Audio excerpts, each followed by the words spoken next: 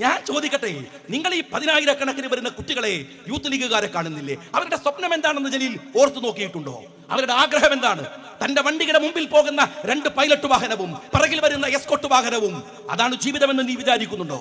പക്ഷേ അവസാനം മയ്യത്തുകട്ടിലിൽ പോകുമ്പോ മുമ്പിൽ നടക്കുന്നവർ, പിറകിൽ നടക്കുന്നവർ, അവർ ചൊല്ലുന്ന ദിക്റുകൾ, അപ്പോൾ പുതപ്പിക്കുന്ന പച്ചപ്പതാകയാണ് ഞങ്ങൾക്ക് വലുതെന്ന് കരുതുന്ന 10,000-ങ്ങളാണ് ഇന്ത്യൻ യൂണിയൻ മുസ്ലിം ലീഗിന്റെ ബലം.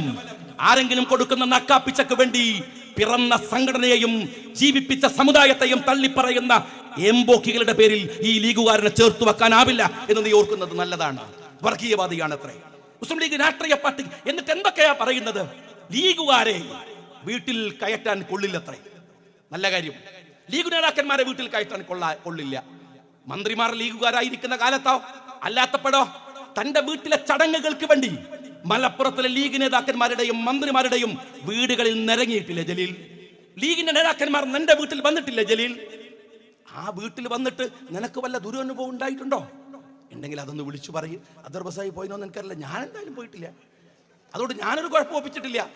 ആരെങ്കിലും വീട്ടിൽ കയറ്റിയിട്ട് എന്തെങ്കിലും കുഴപ്പമുണ്ടായിട്ടുണ്ടെങ്കിൽ അതിന് വല്ല തെളിവുണ്ടെങ്കിൽ ആ തെളിവ് പറയൂ. ആൺകുട്ടിയാണെങ്കിൽ ജലീൽ അങ്ങനെ പറയൂ. ദുരനുഭവം ഉണ്ടെങ്കിൽ അത് ജനങ്ങളുടെ മുമ്പിൽ പറയണം. അതല്ലാതെ ഈ വൃത്തികേടുകൾ പറയരുത്. എത്രയോ കോടതികൾ പിന്നെയും പിന്നെയും പരിശോധിച്ച് വലിച്ചെറിഞ്ഞ കുഞ്ഞാലിക്കുട്ടി സാഹിബിന്റെ കേസ് നീ പറയുന്നത് ഊഹത്തിന്റെ പേരിലാണ്. അങ്ങനെ ഊഹത്തിന്റെ പേരിൽ പറയാൻ ഞങ്ങൾ അങ്ങ് തീരുമാനിച്ചാൽ, ഞങ്ങളുടെ യൂത്ത് ലീഗിന്റെ കുട്ടികളെ ഞങ്ങൾ അങ്ങ് കയറൂരി വിട്ടാൽ, പിന്നെ ജലീൽ തലയിൽ മുണ്ടിട്ട് റോട്ടിൽ ഇറങ്ങേണ്ടി വരും എന്ന് ഓർക്കുന്നത് നല്ലതാണ്. ഒരുപാട് അഹങ്കാരികൾ അസ്തമിച്ചു പോയിട്ടുണ്ടോ? ഒരുപാട് അഹങ്കാരികൾ. വെള്ളത്തിലാണ് ഫിറൗനെ അല്ലാഹു മുക്കിക്കൊന്നത്. ലൂത്ത് നബിയുടെ സമുദായം പോയ വഴി അറിയോ? ഭൂമി കീഴ്മേൽ മറിഞ്ഞാണ്. ജലീൽ ഓർത്തുവെക്ക് ലൂത്ത് നബിയുടെ സമുദായം. ഞാൻ അധികം പറയണില്ല, പറയിപ്പിക്കാതിരിക്കുന്ന ജലീൽ നല്ലതാണ്. ഊഹങ്ങളുടെ പേരിലാണ് മുസ്ലിം ലീഗ് നേതാക്കന്മാരെ ചെളിവാരി അറിയാൻ വന്നാൽ അതേ കുട്ടികളെ തെരുവിലിറക്കിയിട്ട് പറയേണ്ടതുപോലെ പറഞ്ഞാൽ പിന്നെ ഈ വർത്തമാനത്തിന് നട്ടലുണ്ടാവില്ല. എല്ലില്ലെന്ന് കരുതി നാവുകൊണ്ട് എവിടെയും വളയുന്ന വൃത്തികേടുകൾ പറയരുത് ജലീൽ. മര്യാദ വേണം, മാന്യത വേണം. പച്ചപ്പതാക പിടിച്ച് നിങ്ങൾ ഈ രാജ്യത്തു നിന്നാൽ എന്താണ് നിങ്ങൾക്കുണ്ടാവുക? ലീഗിന്റെ കൂടെ ചേർന്ന് നിൽക്കുമ്പോൾ നിങ്ങൾ എന്താണ് രാജ്യത്തിന് സമ്മാനിക്കുന്നത്? അത് മുസ്ലിം ലീഗിന്റെ നേതാക്കന്മാരൊക്കെ പറഞ്ഞിട്ടുണ്ട്.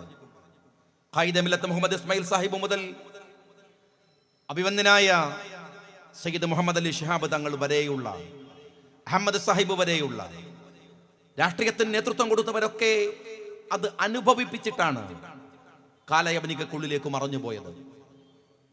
കമ്മ്യൂണിസ്റ്റ് പാർട്ടിയിൽ നിങ്ങൾ മെമ്പർഷിപ്പ് എടുത്താൽ ഇന്നതൊക്കെ വരാൻ സാധ്യതയുണ്ട്. വന്നിട്ടില്ല, വരുമെന്ന പ്രതീക്ഷയില്ല. കോഴിക്ക് മുല വരുന്നതും കാത്തിരിക്കുന്നത് പോലെ ഇപ്പോഴും കാത്തിരിക്കുക മാത്രമാണ് മുസ്ലിം ലീഗ് രാഷ്ട്രീയ പാർട്ടി. പക്ഷേ ഒരു അതിശയവും പറഞ്ഞിട്ടില്ല. ലീഗിൽ മെമ്പർഷിപ്പ് എടുത്താൽ മഹാത്ഭുതങ്ങൾ ഉണ്ടാകുമെന്നും പറഞ്ഞിട്ടില്ല. എന്താണ് ഉണ്ടാവുക? ഉണ്ടാവുന്നത് നിങ്ങളുടെ നടുപ്പുറത്തുള്ള ആൺകുട്ടികളുടെ നട്ടെല്ലാണ് നിങ്ങൾക്ക് ഉറപ്പ് നൽകിയത് മുസ്ലിം ലീഗ് പാർട്ടി. അത് നിങ്ങൾക്കുണ്ട്. ആരുടെ മുമ്പിലും തലകുനിക്കാതെ ഇസ്സത്തോടുകൂടെ അഭിമാനത്തോടെ ഞാനൊരു മുസ്ലിമാണെന്ന് പറയാൻ, ഞാനൊരു ഇന്ത്യക്കാരനാണെന്ന് പറയാൻ നിങ്ങളെ പ്രാപ്തമാക്കുന്ന ഉത്തരവാദിത്തമാണ് മുസ്ലിം ലീഗ് ഏറ്റെടുത്തതെങ്കിൽ ഈ മലയാളക്കരയുടെ പരിധിക്കകത്തെങ്കിലും അത് സാധ്യമാക്കാൻ കഴിയുന്ന തരത്തിൽ മുസ്ലിം ലീഗ് പ്രവർത്തിച്ചിട്ടുണ്ട്. ലീഗിന് എതിർപ്പുകളില്ലാത്ത കാലമൊന്നും ഉണ്ടായിട്ടില്ല. എല്ലാവർക്കും അറിയാം, എതിർപ്പുകൾ എല്ലാ കാലത്തും ഉണ്ടാവാറുണ്ട്. വർത്തമാന കാലത്ത് പക്ഷേ ആ എതിർപ്പുകൾ പരിശോധിക്കുന്നവർക്ക്, ചരിത്രം അറിയുന്നവർക്കറിയാം, വർത്തമാനകാലത്ത് അങ്ങനെ എന്ത് എതിർപ്പാണ് ലീഗ് രാഷ്ട്രീയ പാർട്ടിയെ സംബന്ധിച്ചിടത്തോളം ഉള്ളത്. മുസ്ലിം ലീഗിന് ഒരു ശുദ്ധീകരണത്തിന്റെയും മുസ്ലിം ലീഗ് പാർട്ടിക്ക് ഒരു കൂട്ടായ്മയുടെയും അതിന്റെ ശക്തിപ്പെടുത്തലിന്റെയും ഒരു സമകാലികമായ രാഷ്ട്രീയ പ്രശ്നങ്ങൾ ഉണ്ടാവാം. അതിനപ്പുറത്ത് മുസ്ലിം ലീഗിന് ഒരു എതിരാളികൾ വന്നിരുന്നവരെയൊക്കെ നമുക്കറിയാം. വലിയ വലിയ ആളുകൾ, പ്രതിഭാധനന്മാർ, ആകാശമുട്ടെ ഉയർന്നു നിൽക്കുന്ന വ്യക്തിപ്രഭാവത്തിന്റെ ഉടമ പണ്ഡിറ്റ് ജവഹർലാൽ നെഹ്റു ലീഗിനെ തെറ്റിദ്ധരിച്ച കാലമുണ്ടായിരുന്നു. ആ നെഹ്റുവിന്റെ അദ്ദേഹത്തിന്റെ വിവേകവും അദ്ദേഹത്തിന്റെ രാഷ്ട്രീയ ധിഷണാവയവവും അദ്ദേഹം അടക്കം മുസ്ലിം ലീഗ് രാഷ്ട്രീയ പാർട്ടിയെ തിരിച്ചറിഞ്ഞ് ലീഗ് രാഷ്ട്രീയ പാർട്ടി അദ്ദേഹം ഉൾക്കൊള്ളുന്ന കോൺഗ്രസിന്റെ കൂടെ ഒരുമിച്ച് നിൽക്കുന്ന വർത്തമാനകാലം. എതിരാളികൾ ഒരുപാട് വന്നു. ആ വന്ന എതിരാളികളെയും പുതിയ കാലത്തെയും നിങ്ങൾ പരിശോധിച്ചാൽ എന്തിനായിരുന്നു മുസ്ലിം ലീഗിനെ എതിർക്കാൻ വന്നവർ? അവർക്ക് പറയാനുള്ള ന്യായങ്ങളുടെ പരമാവധി ഈ നാട് കേട്ടുകഴിഞ്ഞതാണ്. ലീഗ് എന്താ ചെയ്തത്? ലീഗ് ഈ നാട്ടിലെ ജനസമൂഹത്തിന്, കൃത്യമായ ആത്മവിശ്വാസം ഉണ്ടാക്കി കൊടുത്തു. അത് ഉണ്ടാക്കേണ്ട കാര്യമുണ്ടായിരുന്നു. ആത്മവിശ്വാസത്തിന്റെ കുറവുണ്ടായിരുന്നു. പുതിയ തലമുറയിലെ എൻ്റെ അനുജന്മാർ, യൂത്ത് ലീഗുകാർ അത് പരിശോധിക്കണം. ആത്മവിശ്വാസത്തിന്റെ കുറവുണ്ടായിരുന്നു. അതറിയണമെങ്കിൽ ഇവിടെ വേദിയിൽ പലയിടത്തും ഇരിക്കുന്ന കാരണവന്മാരുണ്ട്. നിങ്ങൾ അവരോട് ചോദിക്കൂ. ഒരു രാജ്യം, ഞാനൊരു ഇന്ത്യക്കാരൻ എന്ന് ഉറച്ചു പറയാൻ ഭയന്ന നാളുകൾ ഉണ്ടായിരുന്നു. ഞാനൊരു മുസ്ലിം എന്നതുകൊണ്ട്, ഒരു മുസ്ലിമാണ് എന്നതുകൊണ്ട് ഞാനൊരു ഇന്ത്യക്കാരൻ എന്ന് ഉറച്ചു പറയാൻ ഭയന്ന നാളുകൾ ഉണ്ടായിരുന്നു. ആ കാലത്തിലാണ് ലീഗ് തുടങ്ങുന്നത്. അന്നാണ് മുസ്ലിം ലീഗ് ആരംഭിക്കുന്നത്.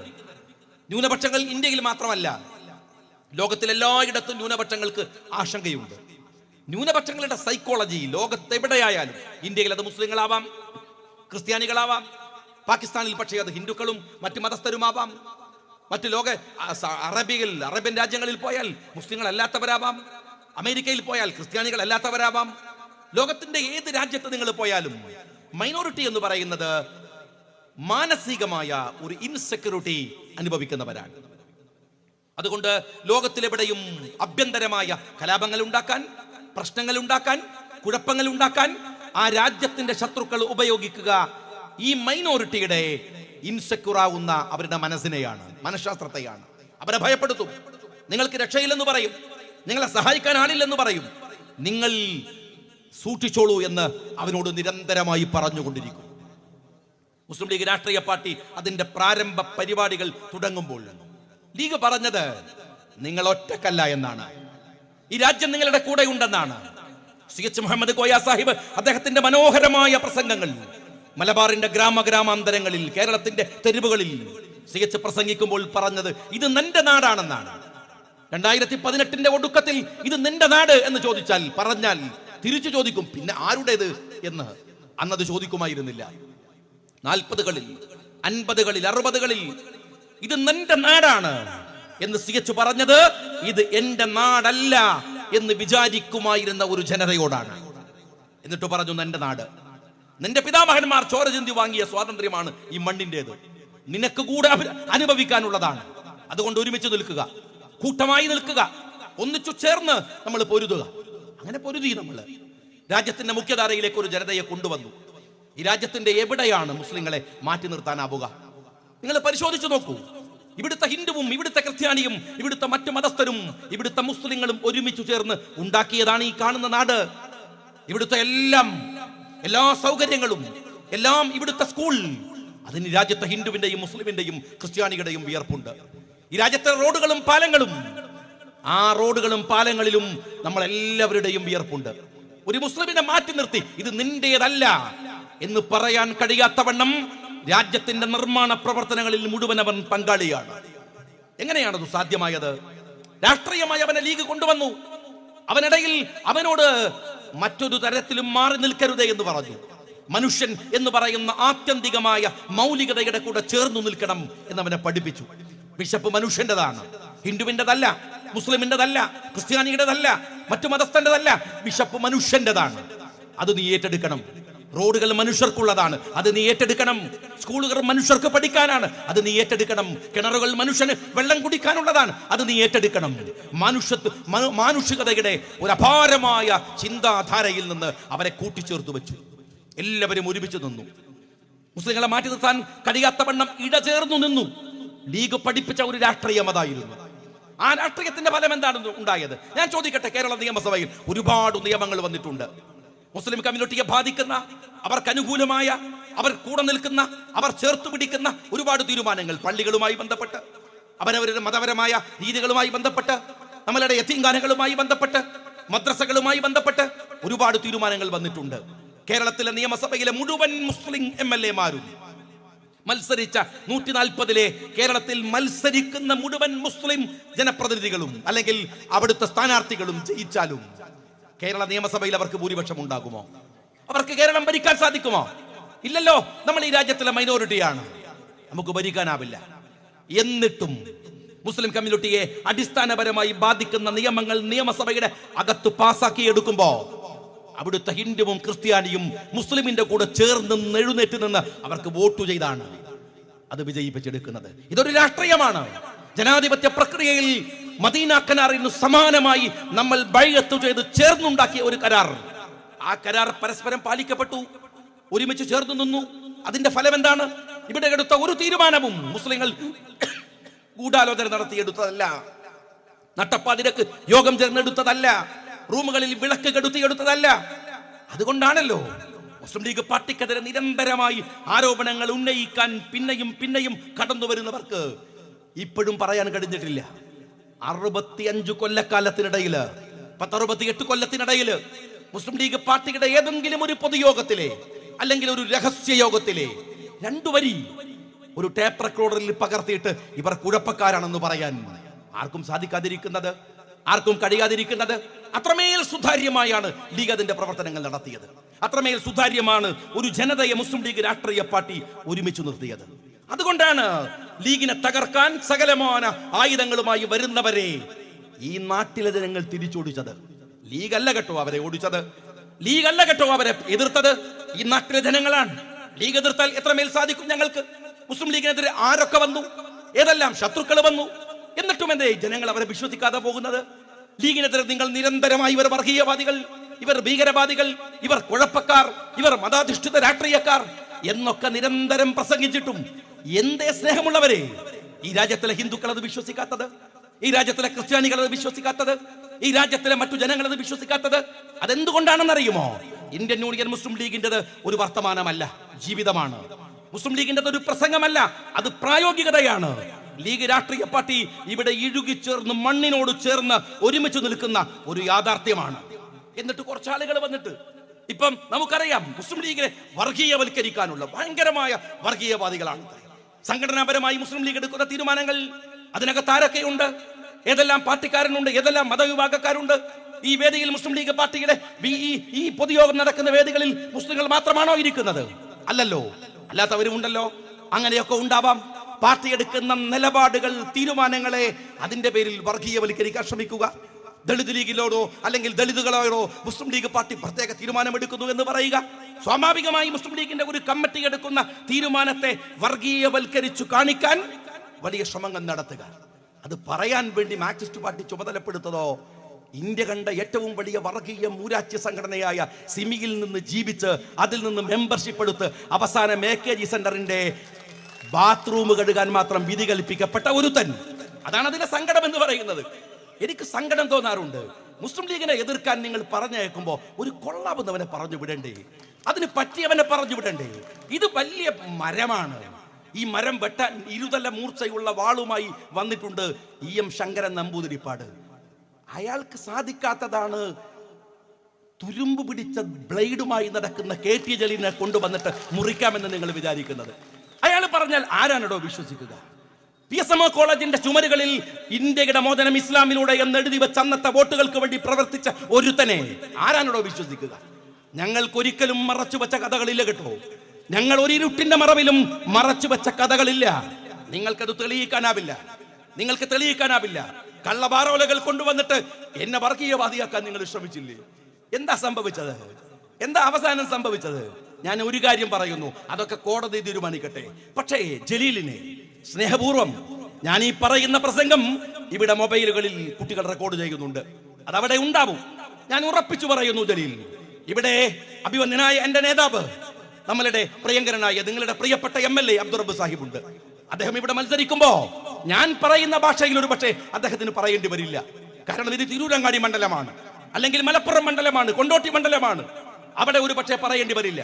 പക്ഷെ മുസ്ലിം യൂത്ത് ലീഗിന്റെ ട്രഷററും സെക്രട്ടറിയും പ്രസിഡന്റുമായി ഒരുപാട് കാലം പ്രവർത്തിച്ച ഒരാൾ എന്ന നിലക്ക് ഞാൻ മത്സരിക്കുമ്പോൾ ഞാൻ നിലപാട് പറയേണ്ടി വരും. കാരണം ജയിക്കാൻ 10,000 വോട്ടുള്ള മണ്ഡലത്തിലല്ല, 10 വോട്ടിനെങ്കിലും ജയിച്ചു കയറാൻ നിൽക്കുന്ന മണ്ഡലത്തിൽ പറയുമ്പോഴാണ് അതിന് സത്യസന്ധത ഉണ്ടാവുക, അതിന് നേരുണ്ടാവുക. അബ്ദുൾ റബ്ബ് സാഹിബ് അത് പറയേണ്ട കാര്യമുണ്ടാവില്ല. പക്ഷെ ഞാൻ പറയുന്നത് അഭിവന്ദനായ മുസ്ലിം ലീഗ് നേതാക്കന്മാരുടെ സമ്മതത്തോടെയാണ്, അവര് പറഞ്ഞിട്ടാണ്.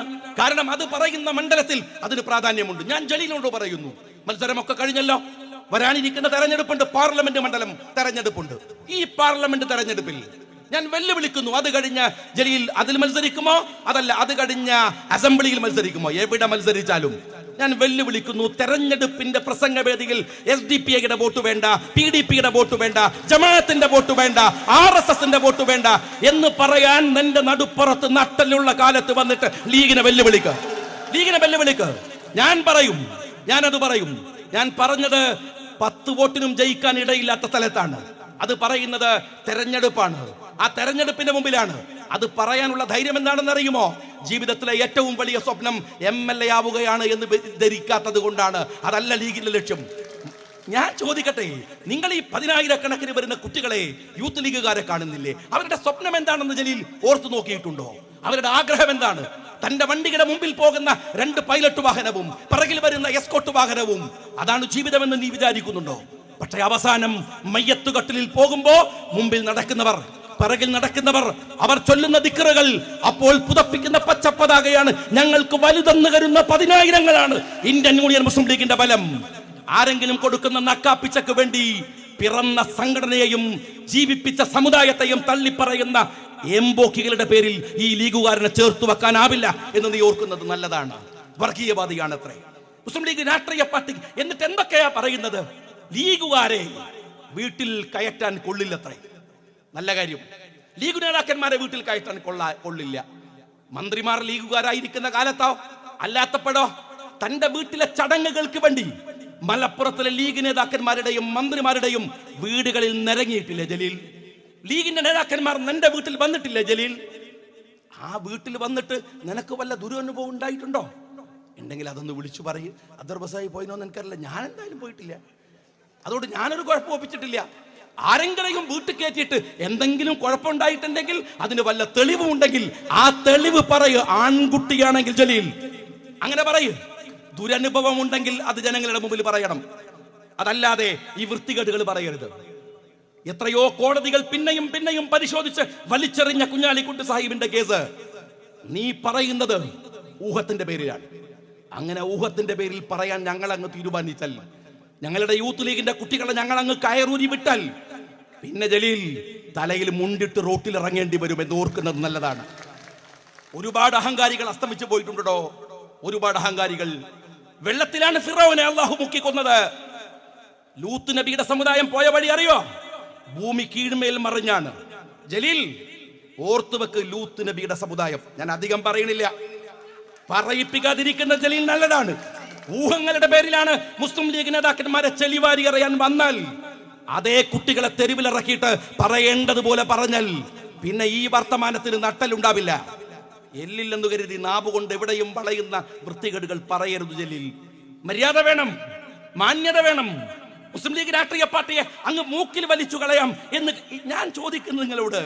ലീഗ് രാഷ്ട്രീയ പാർട്ടി നിങ്ങൾ എന്തൊക്കെ വിഡ്ഢിത്താ പറയണത്? ആലി മുസ്ലിയാർ ലീഗിന് മെമ്പർഷിപ്പ് എടുത്തിട്ടില്ല എന്നാണ് ഭയങ്കര ലീഗുകാർ. ഏതായാലും ആലി മുസ്ലിയാർ ലീഗിൽ മെമ്പർഷിപ്പ് എടുത്തിട്ടില്ല.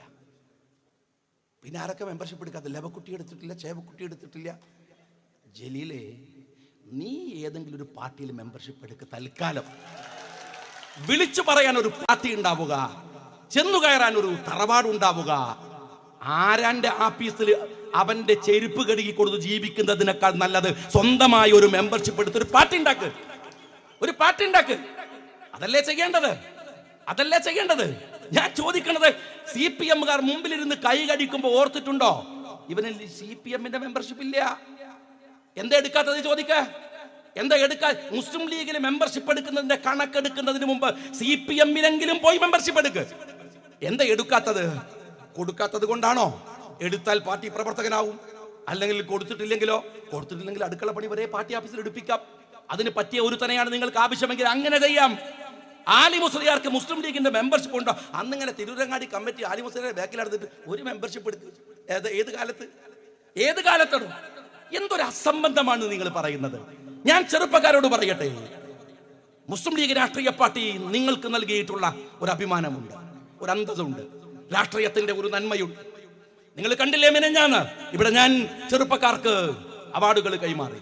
മുസ്ലിം യൂത്ത് ലീഗ് ഒരു ജാഥ സമാപിച്ചു തിരുവനന്തപുരത്ത്. കാസർഗോഡ് നിന്ന് സയ്യിദ് മുനവർ അലി ശിഹാബ് തങ്ങൾ അത് നയിച്ചു. ആരാ ചെറുപ്പക്കാരൻ? മുസ്ലിം ലീഗിന്റെ അമരത്തിരിക്കുന്ന ഒരു വലിയ നേതാവ്. അദ്ദേഹത്തിന്റെ ക്വാളിഫിക്കേഷൻ, അദ്ദേഹം പഠിച്ച വിദേശ രാജ്യങ്ങളിലെ യൂണിവേഴ്സിറ്റികളിലെ അദ്ദേഹം പഠിച്ച സ്ഥാപനങ്ങൾ, കേരളത്തിലെ ഏത് യുവജന പ്രസ്ഥാനത്തിനാണ് അതുപോലെ ക്വാളിഫൈഡ് ആയ ഒരു ചെറുപ്പക്കാരൻ ഉള്ളത് എന്ന് നിങ്ങളൊന്ന് പറയുമോ? നിങ്ങളുടെ റഹീമില്ലേ ഡിവൈഎഫ്ഐക്കാരാ? വൈകുന്നേരം വേറെ ചില ആളുകൾ പൗഡർ ഇട്ട് ഇറങ്ങുന്ന പോലെ വൈകുന്നേരമായാൽ പൗഡറും ഇട്ട് TV ചാനലിന്റെ മുറിയിലിരുന്നിട്ട് വാചോടാപം നടത്തുന്നതിനപ്പുറത്ത് ഏതെങ്കിലും ഒരു തെരുവിൽ ചെറുപ്പക്കാരനെ ബാധിക്കുന്ന ഒരു പ്രശ്നത്തിന്റെ മുമ്പിൽ വരാത്ത നിന്റെ റഹീമിനെ പോലെയുള്ള നേതാക്കന്മാരല്ല മുസ്ലിം യൂത്ത് ലീഗിന്റെയും മുസ്ലിം ലീഗിന്റെയും നേതാക്കന്മാർ. അവർ ഈ രാജ്യത്തിന്റെ തെരുവുകളിലുണ്ട്. നിങ്ങൾ ഇവിടെ മതില് കെട്ടി മനുഷ്യനെ വേർതിരിക്കാൻ ശ്രമിക്കുമ്പോ കാസർഗോഡ് മുതൽ തിരുവനന്തപുരം വരെ സ്നേഹത്തിന്റെ പാലമുണ്ടാക്കിയാണ് ആ ചെറുപ്പക്കാരൻ കടന്നു പോയത് എന്ന് നിങ്ങൾ മനസ്സിലാക്കണം. നിങ്ങളത് തിരിച്ചറിയണം. ലീഗ് രാഷ്ട്രീയ പാർട്ടിയുടെ കൂടെയുള്ളവർ, ലീഗിൽ നിൽക്കുന്നവർ, ലീഗിലെ ചെറുപ്പക്കാർ, അവർക്കൊക്കെയും ഏറ്റവും ശക്തമായ രാഷ്ട്രീയ ബോധമുള്ള, അവബോധമുള്ള, ധാരണകളുള്ള ചെറുപ്പക്കാരാണ്. അവരാ ലീഗ് രാഷ്ട്രീയ പാർട്ടിയുടെ കൂടെയുള്ളത്. അതുകൊണ്ട് തന്നെ അഭിമാനകരമായി നിങ്ങൾ ഒരുങ്ങി നിൽക്കുക. ഞാൻ ചെറുപ്പക്കാരോട് പറയുന്നു, ഒരു നെറികേടിനും ബദൽ നെറികേട് കൊണ്ട് ചെറുപ്പക്കാരെ നിങ്ങൾ പരിഹാരങ്ങൾ ഉണ്ടാക്കരുത്. ഞാൻ പ്രസംഗിക്കുമ്പോൾ, യൂത്ത് ലീഗിന്റെ ജാഥയിൽ പ്രസംഗിക്കുമ്പോൾ ഞാൻ അവരോട് പറഞ്ഞു, പാർട്ടി ഗ്രാമങ്ങൾ എന്ന പേരിൽ രാജ്യത്തുണ്ടാക്കി വെക്കുന്ന ചില ശീലങ്ങളുണ്ട്. നമ്മൾ ഇൻക്ലൂസീവ് ആയിട്ടുള്ള ജനാധിപത്യത്തെ വിശ്വസിക്കുന്നവരാണ്. ഒരിടത്തും നിങ്ങൾ പാർട്ടി ഗ്രാമങ്ങൾ ഉണ്ടാക്കരുത്. ഇത് പച്ചക്കോട്ട എന്ന് എഴുതി വെക്കരുത്. ഞാൻ നിങ്ങളോട് പറയുന്നു, മുസ്ലിം ലീഗിന്റെ ഒരു ജനാധിപത്യ രീതികൾ അങ്ങനെയല്ല. നേതാക്കന്മാർ പഠിപ്പിക്കുന്ന രീതികളും അങ്ങനെയല്ല. മുസ്ലിം ലീഗിനൊരു രീതിയുണ്ട്. അത് മാർക്സിസ്റ്റ് പാർട്ടി കാണിക്കുന്ന നെറികേടുകൾക്ക് ബദലുണ്ടാക്കലല്ല. അത് ഏതെങ്കിലും ഒരു രാഷ്ട്രീയ പാർട്ടി ചെയ്യുന്ന കർമ്മങ്ങൾക്ക് അതേപോലെ ചെയ്യലല്ല. അങ്ങനെയല്ലല്ലോ നമ്മൾ. എന്തെല്ലാം സേവന പ്രവർത്തനങ്ങൾ ഇവിടെ നിൽക്കുമ്പോ, തബിയാജിക്ക് അടക്കമുള്ള ആളുകൾ നിങ്ങൾക്ക് നേതൃത്വം നൽകുമ്പോ എന്തെല്ലാം സഹായങ്ങൾ നേരത്തെ മുസ്തഫ പറയുന്നുണ്ടായിരുന്നു. അത് ഇത് UAE-യുടെ KMCC-യുടെ നേതാവ് ഇവിടെ അൻവർ സാഹിബ് ഉണ്ട്, തങ്ങളുണ്ട്, ഖത്തർ KMCC-യുടെ കൂടെ നിന്നിരുന്ന അവരൊക്കെ തന്നെ ഞാൻ എന്തെല്ലാം പ്രവർത്തനങ്ങൾ രാജ്യത്ത് നടത്തുന്നു, ഏതെല്ലാം സേവന പ്രവർത്തനങ്ങൾ, എത്ര പേരെ സഹായിക്കാൻ, എത്ര വീടുകൾ ഉണ്ടാക്കി കൊടുക്കാൻ. മുസ്ലിം ലീഗ് ഒരു പേരല്ല സ്നേഹമുള്ളവരെ, ഒരു പ്രസ്ഥാനവുമല്ല, ഒരു ആശയമാണ്. അതൊരാശയമാണ്. അത് ആഫീസിനകത്താണെന്ന് നിങ്ങൾ വിചാരിക്കരുത്. അത് കൊടികെട്ടിയ കാറുകളിൽ ആണെന്ന് നിങ്ങൾ വിചാരിക്കരുത്. നിങ്ങൾ ലെഫ്റ്റും റൈറ്റും അടിച്ച് നിങ്ങൾ ധരിക്കുന്ന വൈറ്റ് കാർഡിന്റെ വേഷത്തിലാണ് എന്ന് നിങ്ങൾ വിചാരിക്കരുത്. അതൊരാശയമാണ്. ആ ആശയം പരത്തി വെച്ച ഒരു പ്രഭയുണ്ട് ഈ രാജ്യത്ത്. പാവപ്പെട്ടവന്, ബുദ്ധിമുട്ടുന്നവന്, കഷ്ടപ്പെടുന്നവന്, ദാരിദ്ര്യം അനുഭവിക്കുന്നവന് ചെന്ന് ചോദിക്കാൻ, കയറിയിരിക്കാൻ ഞങ്ങൾക്കൊരാശ്രയമുണ്ട് എന്ന് വിചാരിക്കുന്നത്. ഞാൻ പലപ്പോഴും പറയാറുണ്ട്, നിങ്ങൾ ഒന്ന് പഞ്ചായത്ത് ഓഫീസിൽ പോയിട്ട് ഒരു വിധവ, അവർക്ക് വല്ലാത്ത കഷ്ടപ്പാടാണ്, ബുദ്ധിമുട്ടാണ്, രോഗമുണ്ട്. അവർ ഫോം പൂരിപ്പിക്കാൻ, ഒരു വിധവാ പെൻഷൻ കിട്ടാൻ അവർ ഫോം എടുക്കും, വായിച്ചു നോക്കും. വായിക്കുമ്പോ ഓരോന്ന് പൂരിപ്പിച്ച് വരുമ്പോ താഴെ മക്കൾ 2 പേരുണ്ട്, അല്ലെങ്കിൽ ഒരാളുണ്ട്, വയസ്സ് 22 കഴിഞ്ഞു. പിന്നെ അവർക്ക് വിധവാ പെൻഷൻ ഇല്ല, സഹായമില്ല. ഒരുപക്ഷെ ആ അമ്മ ബുദ്ധിമുട്ടുന്നത് ആ ചെറിയ കുട്ടി, ആ 22 വയസ്സുള്ള പയ്യനെ കൊണ്ടായിരിക്കാം. അമ്മയെ തിരിഞ്ഞു നോക്കാതെ അമ്മയെ ഉപദ്രവിക്കുന്നവൻ. പക്ഷെ അത് നോക്കാൻ ഒരു ഗവൺമെന്റിന് കഴിയില്ല. ഒരു നോംസ് വെക്കുമ്പോൾ അത് അങ്ങനെ പറയാനാവില്ല. അവർ നിരാശരായി മടങ്ങുമ്പോ ആരാണ് അവരെ നോക്കുക? ആരാണ് അവർക്ക് പ്രതീക്ഷയുണ്ടാവുക? പോകുന്ന വഴിയിൽ അവരുടെ മനസ്സിൽ കുളിരു കോരിയിടുന്നത് പോലെ ഒരു പച്ച പതാകയുണ്ടാകും. അവിടെ അവർക്കൊരു ആഫീസ് ഉണ്ടാകും. അവർക്ക് കയറി പറയാൻ KMCC-യോട് അല്ലെങ്കിൽ ഏതെങ്കിലും ഒരു കമ്മിറ്റിയോട്. അങ്ങനെ എത്ര പേര് ഈ മാനദണ്ഡങ്ങളുടെ അതിരുകൾ മാറ്റി നിർത്തുന്ന എത്ര പേര് സഹായിച്ചിട്ടുണ്ട് മുസ്ലിം ലീഗ് രാഷ്ട്രീയ പാർട്ടി. ഇതൊരാശയമാണ് ജനങ്ങളുടെ മുമ്പിൽ നിൽക്കുന്ന എല്ലാ അർത്ഥത്തിലും. ഇന്ത്യയിൽ ഇന്ന് നിങ്ങൾ പരിശോധിച്ചു നോക്കി, ഇന്നലെയും മെനഞ്ഞാന്നുമൊക്കെയായി ഇന്ത്യയിൽ കേട്ടുകൊണ്ടിരിക്കുന്ന ബുലന്ദ്-ഷഹർ എന്ന് പറയുന്ന പ്രദേശത്ത് നമ്മൾ കേട്ടു, ഒരു പോലീസുകാരൻ അവിടെ പശുവിന്റെ പേരിലുള്ള ആൾക്കൂട്ട ആക്രമണത്തിനിടയിൽ ആ ചെറുപ്പക്കാരൻ, ഒരു പോലീസുകാരൻ മരിച്ചുപോയി. അങ്ങനെ പോലീസുകാരൻ മരിച്ചുപോയപ്പോ അത് കണ്ട്, അല്ലെങ്കിൽ അത് അറിഞ്ഞ നസറുദ്ദീൻ ഷാ, ഇന്ത്യയിലെ പ്രഗത്ഭനായ കലാകാരൻ നസറുദ്ദീൻ ഷാ, അദ്ദേഹം പറഞ്ഞ ഒരു സ്റ്റേറ്റ്മെന്റ് ഉണ്ട്. എനിക്ക് ഭയമാണ്, ഇപ്പോൾ എനിക്ക് ഭയമാണ്. എന്റെ മക്കളെങ്ങാനും നാളെ ഒരാൾക്കൂട്ടത്തിനിടയിൽപ്പെട്ട് നീ ആര് എന്ന് ചോദിച്ചാൽ ഞാനൊരു മുസ്ലിം എന്നവൻ പറയുമ്പോൾ അവൻ എന്താണ് അഭിമുഖീകരിക്കേണ്ടി വരിക? എനിക്ക് ഭയമാകുന്നു ഈ രാജ്യത്ത് ജീവിക്കാൻ എന്ന് അദ്ദേഹം പറഞ്ഞു. അദ്ദേഹത്തിന് ഒരു സ്റ്റേറ്റ്മെന്റ് വന്നു. ആ സ്റ്റേറ്റ്മെന്റ് വന്നപ്പോ പാകിസ്ഥാന്റെ പ്രധാനമന്ത്രി, അവിടെ നിന്ന് അദ്ദേഹം ഇമ്രാൻ ഖാൻ, പഴയ ക്രിക്കറ്റ് പ്ലെയർ, ഇന്ന് പാകിസ്ഥാന്റെ പ്രധാനമന്ത്രിയാണ്.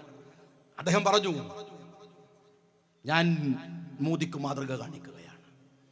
ഇമ്രാൻഖാൻ അദ്ദേഹം പറഞ്ഞത് നസറുദ്ദീൻ ഷായുടെ വാക്കുകൾക്ക് മറുപടിയായി പറഞ്ഞു, മൈനോറിറ്റിയോട് എങ്ങനെ പെരുമാറണമെന്ന് ഞാൻ മോദിയെ പഠിപ്പിച്ചു കൊടുക്കാൻ പോവുകയാണ്.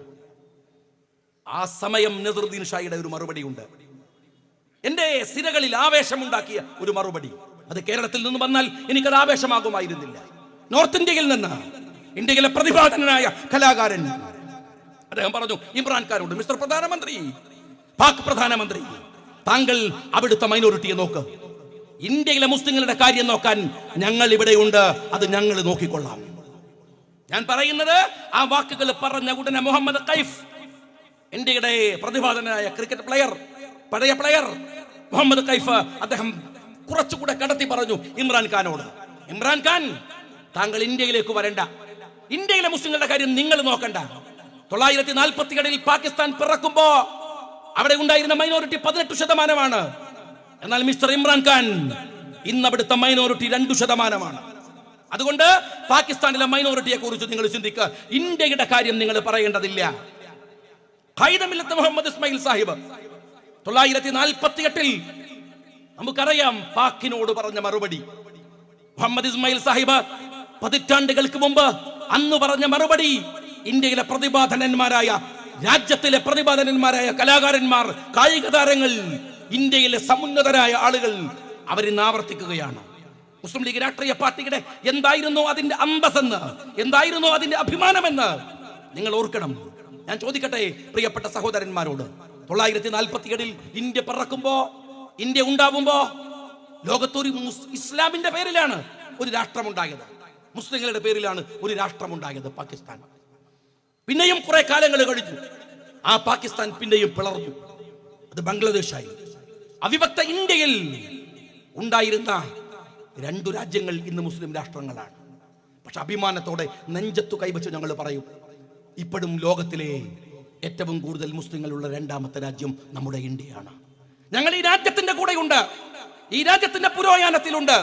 ഈ രാജ്യത്ത് പ്രവർത്തിക്കാൻ കഴിയുന്ന വിധത്തിൽ അവരെ വളർത്തിയെടുക്കുകയും മുന്നോട്ട് കൊണ്ടുപോകുകയും ചെയ്യുന്ന രീതിയാണ് മുസ്ലിം ലീഗ് രാഷ്ട്രീയ പാർട്ടി പഠിപ്പിച്ച രാഷ്ട്രീയത്തിന്റെ അടിസ്ഥാനപരമായ മീമാംസയെന്ന് നിങ്ങൾ മനസ്സിലാക്കണം. ചെറുപ്പക്കാരോട് ഞാൻ പറയുന്നു, ഈ രാജ്യത്ത് മുസ്ലിം ലീഗ് നിർവഹിച്ച ഉത്തരവാദിത്തം ഒരുപക്ഷെ ലോകം ഏറ്റെടുക്കുകയാണ്, ഇന്ത്യ ഏറ്റെടുക്കുകയാണ്. അങ്ങനെ കഴിയുന്ന വിധത്തിലേക്ക് ഇപ്പോൾ എന്താണ് രാജസ്ഥാനിൽ നിന്ന്, അവിടെ നിന്ന് സച്ചിൻ പൈലറ്റ്, എത്ര മനോഹരമായ ഒരു വാക്ക്, എന്തൊരാശ്വാസകരമാണ്. ജനാധിപത്യത്തിന്റെ ചേരികൾ അധികാരത്തിലേക്ക് വരുമ്പോൾ മുസ്ലിം ലീഗിന്റെ പ്രതീക്ഷയെ കൂടുതൽ നിറം കൊടുക്കുന്ന വാർത്തകൾ. എന്താ സച്ചിൻ പൈലറ്റ് പറഞ്ഞത്? ഇനി എങ്ങാനും പശുവിന്റെ പേരിൽ, ആൾക്കൂട്ടത്തിന്റെ പേരിൽ ആക്രമണം നടത്തിയാൽ പിന്നെ പകൽ വെളിച്ചം കാണില്ല. നിങ്ങൾ ഓർത്തു നോക്കണം. ഞാൻ അഭിവാദ്യം ചെയ്യുന്നു ആ ചെറുപ്പക്കാരനെ, ഇന്ത്യയുടെ പ്രതീക്ഷയായി വളർന്നു വരുന്ന ഇന്ത്യയിലെ പുതിയ രാഷ്ട്രീയ മാറ്റത്തെ. നിങ്ങൾ മനസ്സിലാക്കണം. ഇനി അതാരാണ് പറയുന്നത്? നിങ്ങൾ വെളിച്ചം കാണില്ല പശുവിന്റെ പേരിൽ ഇനിയും മുന്നോട്ട് വന്നാൽ. ഞാൻ ചെറുപ്പക്കാരോട് പറയുന്നു, ഒരുപാട് പ്രതീക്ഷകൾ വളർന്നു വരികയാണ്. ചെറിയ ചെറിയ അപശബ്ദങ്ങളെ മറന്നേക്കുക. അങ്ങനെയൊന്നും ചിന്തിക്കാൻ നമുക്ക് സമയമില്ല. ഒരുപക്ഷെ ഇന്ത്യ തിരിച്ചു വരികയാണ്. 2018 അതിന്റെ തുടക്കം മുതൽ ഒടുക്കമെത്തുന്നവരെ, 2017ന്റെ ഒടുക്കത്തിൽ അത് തുടങ്ങിയത് ഗുജറാത്തിൽ നിന്നാണ്. പലരും അത് വേണ്ട പോലെ അറിഞ്ഞില്ല. ഗുജറാത്തിൽ കെടാകെട പോലെ നിന്നു കോൺഗ്രസ്. ആദ്യത്തെ തെരഞ്ഞെടുപ്പിന്റെ റിസൾട്ട് വരുമ്പോ BJP പരിഭ്രാന്തരാക്കി. പക്ഷെ കോൺഗ്രസിനെ അന്ന് ആരും അത്രമേൽ സഹായിച്ചില്ല.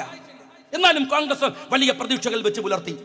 അത് കഴിഞ്ഞ് കർണാടകയിൽ കോൺഗ്രസ് മനോഹരമായി അതിന്റെ ജനാധിപത്യ ബോധത്തെ ഉയർത്തിപ്പിടിച്ചു തിരിച്ചു വന്നു. ഇന്ന് നിങ്ങൾ മനസ്സിലാക്കേണ്ടത്, ഇന്ത്യയുടെ ആത്മാവ് കുടികൊള്ളുന്ന ഹിന്ദി ബെൽറ്റുകൾ കോൺഗ്രസ് തിരിച്ചു പിടിച്ചിരിക്കുന്നു. അതിശക്തമായി കോൺഗ്രസിന് തിരിച്ചു വരാൻ കഴിഞ്ഞിരിക്കുന്നു. പക്ഷേ അവിടെ നിങ്ങൾ പ്രയോഗിക്കുന്ന തന്ത്രം എന്താണ് CPM-കാരാ? എനിക്ക് അത്ഭുതം തോന്നുകയാണ്. നിങ്ങൾ ഈ രാജ്യത്ത് മുസ്ലിം കമ്മ്യൂണിറ്റിയെ തെറ്റിദ്ധരിപ്പിക്കാൻ പറയുന്നത് ഞങ്ങൾ ഫാസിസ്റ്റ് വിരുദ്ധരാണെന്നാണ്, BJP വിരുദ്ധരാണെന്നാണ്. പക്ഷെ ഞാൻ ചോദിക്കുന്നത്, ഇന്ത്യയിൽ കോൺഗ്രസ് ശക്തമായി തിരിച്ചു വരുമ്പോ നിങ്ങളുടെ സ്റ്റേറ്റ്മെന്റ് എന്താണ്? നിങ്ങളുടെ നേതാവ് പ്രകാശ് കാരാട്ടിന്റെ ഒരു സ്റ്റേറ്റ്മെന്റ് വന്നല്ലോ, കോൺഗ്രസ് മൃദു ഹിന്ദുത്വത്തിലേക്ക് പോവുകയാണ്. കാര്യം എന്താണെന്ന് അറിയുമോ? രസകരമാണ് കാര്യം. രാഹുൽ ഗാന്ധി അദ്ദേഹം മാനസ സരോവറിൽ ചെന്നു. അവിടെ ശിവപ്രതിഷ്ഠയുണ്ട്. മാനസ സരോവറിന്റെ ആ മുകളിൽ കയറി അവർ വിശ്വാസികളാവുന്നത്, അവർ ശിവഭക്തരാവുന്നത്, അവർ ശബരിമലയിൽ പോകുന്നത് ആർക്ക് ഭയമുണ്ടാക്കുന്നു എന്നാണ് നിങ്ങൾ പറയുന്നത്? ഹൈന്ദവതയെ ഞങ്ങൾ ആരും ഭയപ്പെടുന്നില്ല. ഹിന്ദുത്വ എന്ന് പറയുന്നത് മതവുമല്ല. നിങ്ങൾ മനസ്സിലാക്കണം കമ്മ്യൂണിസ്റ്റ് പാർട്ടിക്കാരാ, ഹിന്ദു വിശ്വാസത്തിനനുസരിച്ച് ഒരാൾ ജീവിക്കുന്നത് എങ്ങനെയാണ് വർഗീയതയാവുക, എങ്ങനെയാണ് ഭീകരതയാവുക? ഹൈന്ദവത എന്ന് പറയുന്നതും ഹിന്ദുത്വ എന്ന് പറയുന്നതും വ്യത്യാസമുണ്ട്. ഹിന്ദുത്വ പൊളിറ്റിക്സ് ആണ്, അത് മതമല്ല, അത് കൾച്ചറല്ല. അത് കൃത്യമായി 1920കളിൽ സവർക്കർ ഉണ്ടാക്കിയിട്ടുള്ള രാഷ്ട്രീയമാണ്. മോദിയുടെ രാഷ്ട്രീയമാണ്, അദ്വാനിയുടെ രാഷ്ട്രീയമാണ്, ഉമാഭാരതിയുടെ രാഷ്ട്രീയമാണ്, അമിത്ഷായുടെ രാഷ്ട്രീയമാണ്. എന്നാൽ ഇന്ത്യയിലെ ഹിന്ദുക്കൾ, മഹാഭൂരിപക്ഷം വരുന്ന ഹിന്ദു സമൂഹമോ അവർ വിശ്വാസികളാണ്, അവർ ഹിന്ദുക്കളാണ്. അവർ ശിവഭക്തരായാൽ, അവർ ഗണപതി ഭക്തരായാൽ, അവർ അയ്യപ്പ ഭക്തരായാൽ ആർക്കാണ് ഭയമുള്ളത്? അങ്ങനെ വിശ്വാസികളാവുന്നു രാഹുലെങ്കിൽ അതിൽ ആർക്കാണ് പ്രയാസമുള്ളത്? നിങ്ങൾ പറയാൻ ശ്രമിക്കുന്നത് മറ്റൊരർത്ഥത്തിൽ ഇവിടുത്തെ മുസ്ലിങ്ങൾ ഇതിനെ ഭയപ്പെടുന്നു എന്ന് പറയാനാണ്. ഇത് അപകടമാണ് കമ്മ്യൂണിസ്റ്റ് പാർട്ടിക്കാരാ. നിങ്ങൾ ചെയ്യുന്നത് അപകടകരമായ. നിങ്ങളുടെ ലക്ഷ്യം എന്താണ്? നിങ്ങളുടെ ലക്ഷ്യം കോൺഗ്രസ് തകരലാണ്. എന്നാൽ കോൺഗ്രസിന് ബദലുണ്ടോ? ഒരു ബദലുമില്ല. മധ്യപ്രദേശിൽ ഇപ്പോൾ കമൽനാഥ് വന്നു, ജ്യോതിരാദിത്യ സിന്ധ്യ വന്നു. രണ്ടുപേരും വന്നപ്പോ നിങ്ങൾ അവർക്കെതിരെ ഉന്നയിച്ച ആരോപണം എന്താണ്? സിഖു കലാപത്തിലെ പങ്കാളിയാണ് കമൽനാഥ് എന്ന് നിങ്ങൾ പറഞ്ഞു. ഇന്ത്യയിൽ പുതിയ പ്രതീക്ഷ വരികയാണ്. നമ്മളൊക്കെ സന്തോഷത്തിലാണ്. രാജ്യത്ത് ഇതാ ഫാഷിസം തകർന്നുകൊണ്ടിരിക്കുന്നു എന്ന് ആഹ്ലാദിക്കുകയാണ്. അപ്പോഴോ അതിനുവേണ്ടി നേതൃത്വം കൊടുത്ത കോൺഗ്രസ് തിരിച്ചു വരുമ്പോ നിങ്ങൾ പഴയ കളികൾ മറക്കാതെ കളിക്കുകയാണ്. എങ്ങനെയാണോ ഇന്ത്യയിൽ നിന്ന് കോൺഗ്രസിനെ നിഷ്കാസനം ചെയ്യാൻ നിങ്ങൾ BJPക്ക് കൂട്ടുനിന്നത്, അതേ പല്ലവികൾ നിങ്ങൾ ആവർത്തിക്കുകയാണ്. മധ്യപ്രദേശിലെ കമൽനാഥ്, അയാൾ എങ്ങനെയാണ് സിഖ് കലാപത്തിൽ പങ്കാളിയായത്? ആരുടെ വികാരത്തെ വ്രണപ്പെടുത്താൻ അല്ലെങ്കിൽ ആരെ കൂടെ ചേർക്കാനാണ് നിങ്ങൾ ഇത് പറഞ്ഞത് എന്ന് നിങ്ങൾ മനസ്സിലാക്കണം. രാജ്യം തകരുകയാണ് CPM-കാർ. നിങ്ങൾക്ക് എന്തായാലും വലിയ സേവനങ്ങളൊന്നും ചെയ്യാനാവില്ല. ചെറിയ പാർട്ടിയാണ്. നിങ്ങളും ഞങ്ങളൊക്കെ ഏകദേശം ഒരേ വലിപ്പമുള്ള പാർട്ടികളാണ്. പണ്ടൊക്കെ ബടായി പറയാൻ നിങ്ങൾക്ക് ത്രിപുരയും ബംഗാളൊക്കെ ഉണ്ടായിരുന്നു. ഇപ്പൊ നമ്മൾ ഏകദേശം ഒരുമിച്ചാണ്. മീശമാധവ് എന്ന് പറയുന്ന സിനിമയിൽ പറയുന്നുണ്ടല്ലോ, മറ്റോ താഴെ ഇറങ്ങി വന്നപ്പം ഒന്നങ്ങ് കൊടുക്കുന്നുണ്ട്. ഇപ്പം നീ എന്നെ ഭൂമിയിൽ കിട്ടാൻ വേണ്ടി ഞാൻ കുറെ കാലമായി ആഗ്രഹിക്കുന്നത് പറയുന്നുണ്ട്. അതുപോലെ നിങ്ങളും ഞങ്ങളപ്പോൾ നേർക്ക് നേരെ ഒന്നടിച്ചാൽ മുഖത്ത് കൊള്ളാവുന്ന ദൂരത്തിലാണ് നിൽക്കുന്നത്. ഭൂമിയിലാണ്, ആകാശത്തൊന്നുമല്ല. ഇറങ്ങിയിട്ടുണ്ട്. ചെറിയ പാർട്ടിയാണ് നിങ്ങളും നമ്മളും ഒക്കെ. നമുക്ക് ചെയ്യാവുന്ന ചില സേവനങ്ങളുണ്ട് രാജ്യത്ത്, അത് ചെയ്യാൻ ശ്രമിക്കണ്ടേ? എവിടേക്കാ നാട് പോണത്? ഇപ്പൊ നമ്മൾ പറയുന്നു കോൺഗ്രസ് തിരിച്ചു വരികയാണ്. കോൺഗ്രസിന് തിരിച്ചു വന്നാൽ വരുമ്പോഴേക്കും നന്നാക്കാവുന്ന കൊല്ലത്തിലാണോ ഇന്ത്യ ഉള്ളത്? ഇന്ത്യയുടെ അകക്കാമ്പ് ദുർബലമാണ്. ഇന്ത്യയുടെ സാമ്പത്തിക വിദഗ്ധന്മാർ പറയുന്നത്, മൻമോഹൻ സിംഗിനോട് ചോദിക്കുമ്പോൾ പറഞ്ഞത്, എനിക്ക് പറയാൻ ഭയമുണ്ട്, എന്റെ വാക്കുകൾ സൂക്ഷിച്ചേ പറയേണ്ടതുള്ളൂ, ഞാൻ പറയാം. പറഞ്ഞില്ല. റിസർവ് ബാങ്കിൽ നിന്ന് ഇറങ്ങിപ്പോയ ഗവർണർമാർ അവര് പറഞ്ഞത് ഇത് ചെറിയ പ്രശ്നമല്ലെന്നാണ്. നിങ്ങൾ സൂക്ഷിക്കണം. നമ്മളെല്ലാവരും ഭയപ്പെടണം. ഒരു രാജ്യത്തിന്റെ നാണയത്തിന്റെ മൂല്യം ഇടിഞ്ഞു പോയാൽ അത് തിരിച്ചു പിടിക്കുക പ്രയാസമാണ്, വലിയ പ്രയാസമാണ്. ദുബൈയിലൊക്കെ നിങ്ങൾ കണ്ടിട്ടില്ലേ? റൂബിൾ വിലയിടിഞ്ഞു, റഷ്യ തകർന്നു. റഷ്യ തകർന്നപ്പോഴോ ചെറുപ്പക്കാരികളായ കുട്ടികൾ ദുബൈയിലെ തെരുവുകൾ മലയാളികളുടെ കൈ പിടിച്ചു വലിക്കുന്ന നട്ടപ്പാതിരകൾ മറന്നിട്ടുണ്ടോ? ദുബൈ അവിടുത്തെ തെരുവുകൾ മുഴുവൻ വേശ്യാവൃത്തിക്ക് വേണ്ടി ലോഡുകണക്കിന് സകലമാന വിമാനങ്ങളിലും വന്നിറങ്ങിയ റഷ്യയിലെ ചെറുപ്പക്കാരികളെ നിങ്ങൾക്ക് ഓർമ്മയില്ലേ? അർജന്റീന തകർന്നു പോയല്ലോ, തിരിച്ചു വന്നു അർജന്റീന. അവർ വവ്വാലിനെയും എലിയും പിടിച്ച് ജീവിക്കുകയാണ്, തിന്നു ജീവിക്കുകയാണ്. അവർക്ക് തിരിച്ചു വരാൻ കഴിയുന്നില്ല. എവിടെയാണ്? ഏതു നാട്ടിനാണ്? സാമ്പത്തികമായി തകർന്നു പോയ ഇറാൻ തിരിച്ചു വന്നോ? ആഫ്രിക്കൻ രാജ്യങ്ങൾ തിരിച്ചു വന്നോ? അങ്ങനെയല്ലേ നമ്മുടെ നാടും സംഭവിച്ചത്. ഡിമോണിറ്ററൈസേഷൻ 1000 രൂപ 2000 ആവുകയല്ല. അതിന് വലിയ കാര്യമുണ്ട്. ഞാൻ വലിയ സാമ്പത്തിക വൈദഗ്ധ്യമൊന്നും പറയണില്ല, ഞാൻ പലയിടത്തും പറയാറുണ്ട്. നിങ്ങൾക്ക് കൂടെ ബോധ്യമാകാൻ ഞാൻ പറയാം. ഇതൊരുപാട് വിദേശ രാജ്യങ്ങളിൽ പോയി വന്നിട്ടുള്ള ആളുകളാണ് ഇരിക്കുന്നത്. നിങ്ങൾക്കറിയാം, ഒരു വിദേശ രാജ്യത്ത്, ഒരു രാജ്യത്തിന്റെ സാമ്പത്തിക ഭദ്രതയുടെ അളവുകോൽ എന്താണ്? പ്രത്യക്ഷത്തിൽ ആ നാട്ടിലെ നോട്ടാണ്. ആ നോട്ടിന് മുകളിലുള്ള അക്കമാണ് ആ രാജ്യം ഭദ്രമാണോ അല്ലയോ എന്ന പ്രാഥമികമായ തെളിവ്. ഉദാഹരണം ഞാൻ പറയാം. ബഹ്റൈൻ സമ്പന്നമായ രാജ്യമാണ്. ബഹ്റൈനിലെ ഏറ്റവും വലിയ നോട്ട് 20 നോട്ടാണ്. കുവൈത്ത് സമ്പന്നമായ രാജ്യമാണ്. ഏറ്റവും വലിയ നോട്ട് 20 നോട്ടാണ്. സൗദി സമ്പന്നമായ രാജ്യമാണ്. ഏറ്റവും വലിയ നോട്ട് 500 നോട്ടാണ്. ഖത്തർ സമ്പന്നമായ രാജ്യമാണ്, 500 നോട്ടാണ്. മസ്കറ്റ് സമ്പന്നമായ രാജ്യമാണ്, 50 നോട്ടാണ്. ലോകത്തിൽ ഏറ്റവും കൂടുതൽ സാമ്പത്തിക വിനിമയം നടക്കുന്നത് ഡോളറാണ്, 100 നോട്ടാണ്, $200 ഇല്ല. ലോകത്തിൽ വലിയ സാമ്പത്തിക വിനിമയം നടക്കുന്ന യൂറോപ്യൻ രാജ്യങ്ങളുടെ നോട്ട് യൂറോ ഏറ്റവും വലുത് 500 ലണ്ടനിലെ പൗണ്ട് 500 സമ്പന്ന രാജ്യങ്ങളുടെ മുഴുവൻ നോട്ടിലും 0 കുറവാണ്. എന്നാൽ ദുർബല രാജ്യങ്ങളെടുക്ക്, ഇറാൻ 10 ലക്ഷത്തിന്റെ നോട്ടാണ്. ആഫ്രിക്കൻ രാജ്യങ്ങളിൽ 3 ലക്ഷം 4 ലക്ഷം. ഞാൻ പലപ്പോഴും പറഞ്ഞിട്ടുണ്ട്, ഞാൻ ഇന്തോനേഷ്യയിൽ പോയപ്പോൾ ജക്കാർത്തയിൽ ഫ്ലൈറ്റ് ഇറങ്ങിയിട്ട് ഞങ്ങൾ 4 പേര് ചായ കുടിച്ചു. ബില്ല് വന്നു 2.5 ലക്ഷം രൂപ. നമ്മൾ ബേജാറായി പോയി. ഞാൻ ആദ്യമായിട്ട് പോവാണ്. ഞാൻ അവരോട് കമ്മ്യൂണിക്കേറ്റ് ചെയ്തു. ഒരു രക്ഷയില്ല, ഇംഗ്ലീഷ് ഒന്നും അവർക്ക് പറഞ്ഞാൽ മനസ്സിലാവില്ല. അവർ കാൽക്കുലേറ്ററിൽ 4 ലക്ഷം അടിക്കും, 2.5 ലക്ഷം അടിക്കും. ഞാൻ 0.34 പൊട്ടും, പിന്നെ ഓല അടിക്കും. ഒരു രക്ഷയില്ല. അവസാനം ഞാൻ നിവൃത്തി കെട്ട് ATM പോയിട്ട് അവിടുത്തെ 2.5 ലക്ഷം രൂപ എടുത്തു. നോക്കുമ്പോൾ നമ്മളെ നാട്ടിലെ 1250 രൂപയാണ് ഒരു 4 ലക്ഷം എന്ന് പറയുന്നത്, 2.5 ലക്ഷം എന്ന് പറഞ്ഞത്. വെച്ചാൽ നമ്മുടെ നാട്ടിലെ 1 ലക്ഷം 500 രൂപ ഇന്തോനേഷ്യയിലെ 1 ലക്ഷം രൂപയാണ്.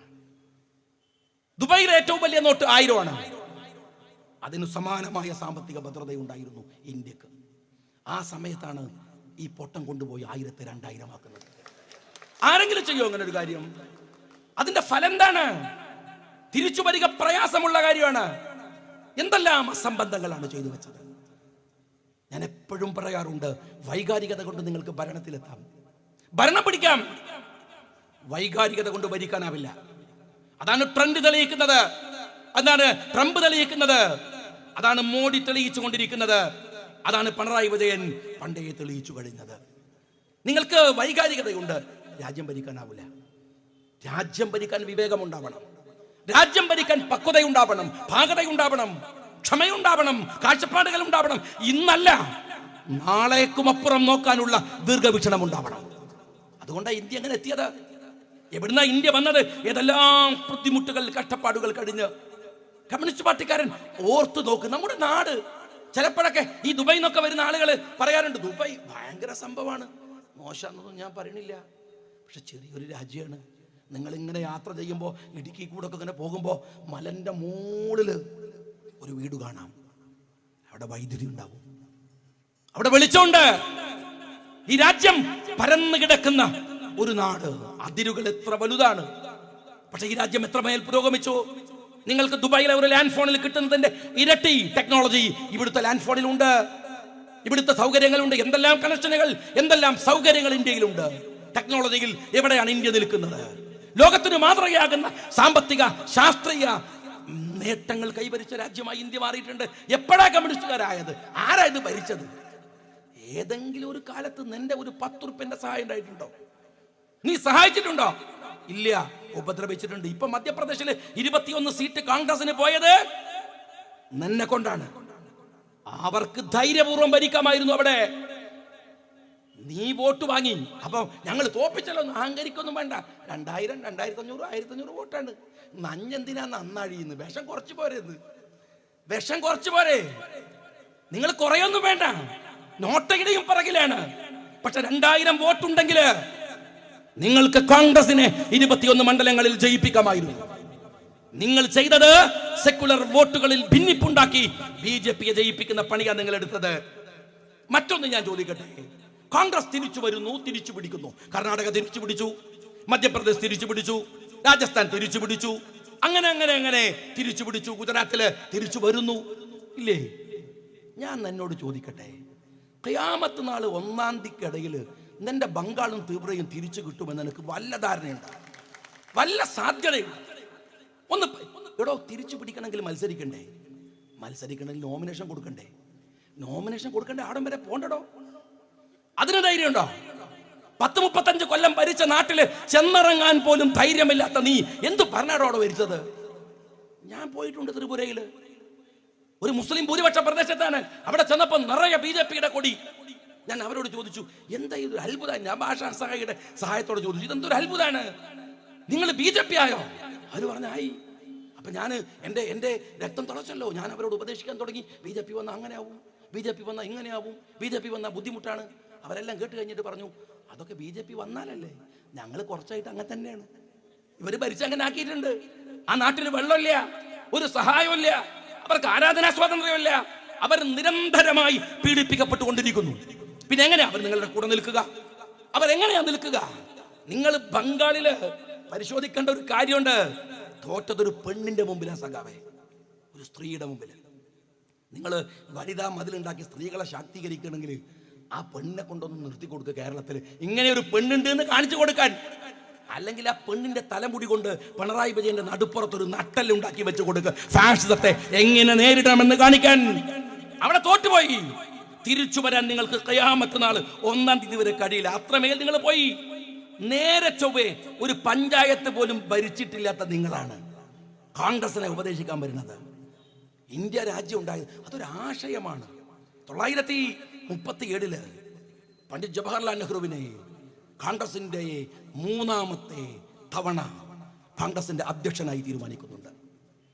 ആ സമയത്ത് അദ്ദേഹം പാട്രിയോട്സ്, പോയറ്റ്സ് ആൻഡ് പ്രിസണേഴ്സ് എന്ന് പറയുന്ന ഒരു പുസ്തകത്തിൽ രാമനാഥ് ചാറ്റർജി അദ്ദേഹത്തിന്റെ ഒരു മാസിക ഉണ്ടായിരുന്നു, മോഡേൺ റിവ്യൂ എന്ന് പറയുന്ന മാസിക. അദ്ദേഹം അത് പുസ്തകമാക്കി. പിന്നീട് ആ പുസ്തകത്തിനകത്ത് നെഹ്റു അന്ന് മോഡേൺ റിവ്യൂവിൽ എഴുതിയ ഒരു ലേഖനമുണ്ട്. എങ്ങനെ എഴുതിയെന്നറിയോ നിങ്ങൾക്ക്? നെഹ്റുവിന്റെ പേര് മാറ്റി. അദ്ദേഹം എഴുതിയത് ചാണക്യൻ എന്ന തൂലികാനാമത്തിലാണ്. അതിൽ അദ്ദേഹം എഴുതുന്നു, നെഹ്റു വീണ്ടും കോൺഗ്രസിന്റെ പ്രസിഡന്റ് ആയിരിക്കുന്നു, കോൺഗ്രസ് ശക്തി പ്രാപിക്കുകയാണ്. പക്ഷെ സൂക്ഷിക്കണം, ഒരു ജനാധിപത്യ പ്രവർത്തകൻ എപ്പോഴാണ് ഒരു ഡിക്റ്റേറ്റർ ആവുക, ഒരു ഫാഷിസ്റ്റ് ആവുക എന്ന് പറയാൻ കഴിയില്ല. അതുകൊണ്ട് നെഹ്റു പോകുന്ന വഴികളിൽ അദ്ദേഹത്തെ ആരവത്തോടെ സ്വീകരിക്കുകയാണ്, ശബ്ദമുയർത്തുകയാണ്, നെഹ്റു കി ജയ് എന്ന് വിളിക്കുകയാണ്. കോൺഗ്രസുകാർക്ക് വലിയ അഭിമാന ബോധമാണ്. ഏതു നിമിഷവും ഈ കോൺഗ്രസ് ഒരു ചെറിയ ട്വിസ്റ്റ് ഉണ്ടായാൽ ഫാഷിസ്റ്റ് ആവും. അവര് അപകടത്തിലേക്ക് പോകും. അവരൊരുപക്ഷെ ഒരു സീസറിസത്തിലേക്ക് മാറാനുള്ള സാധ്യതയുണ്ട്. അതുകൊണ്ട് നെഹ്റുവിനെ ചോദ്യം ചെയ്തുകൊണ്ടേയിരിക്കണം. ഇന്ത്യയുടെ പ്രധാനമന്ത്രി നരേന്ദ്രമോദി, നിങ്ങൾ പഠിക്കണം ഈ മനുഷ്യനെ.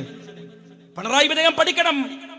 സ്വന്തം അനുയായികളെ, കൂട്ടത്തിൽ നിൽക്കുന്ന MLA-മാരെ പോലും ഭയപ്പെടുത്തി നിർത്തുന്ന പിണറായി, നിങ്ങൾ പഠിക്കണം നെഹ്റുവിനെ. ഇന്ത്യ രാജ്യത്ത് അദ്ദേഹത്തെ ഈ രാജ്യത്തിലെ കോൺഗ്രസിന്റെ 3-ാമത്തെ അധ്യക്ഷനാക്കി തെരഞ്ഞെടുത്തപ്പോൾ അദ്ദേഹം മറ്റൊരാളുടെ പേരിൽ എഴുതുകയാണ്. ഈ മധ്യേഷ്യയിൽ എന്തെല്ലാം ഉദാഹരണങ്ങളുണ്ട്. അല്ലാഹുവിന്റെ പ്രവാചകൻ മുഹമ്മദ് മുസ്തഫ സല്ലല്ലാഹു അലൈഹി വസല്ലം തങ്ങൾ, ഉമർ റളിയല്ലാഹു തആല അൻഹു, നിങ്ങൾ പരിശോധിച്ചു നോക്ക്.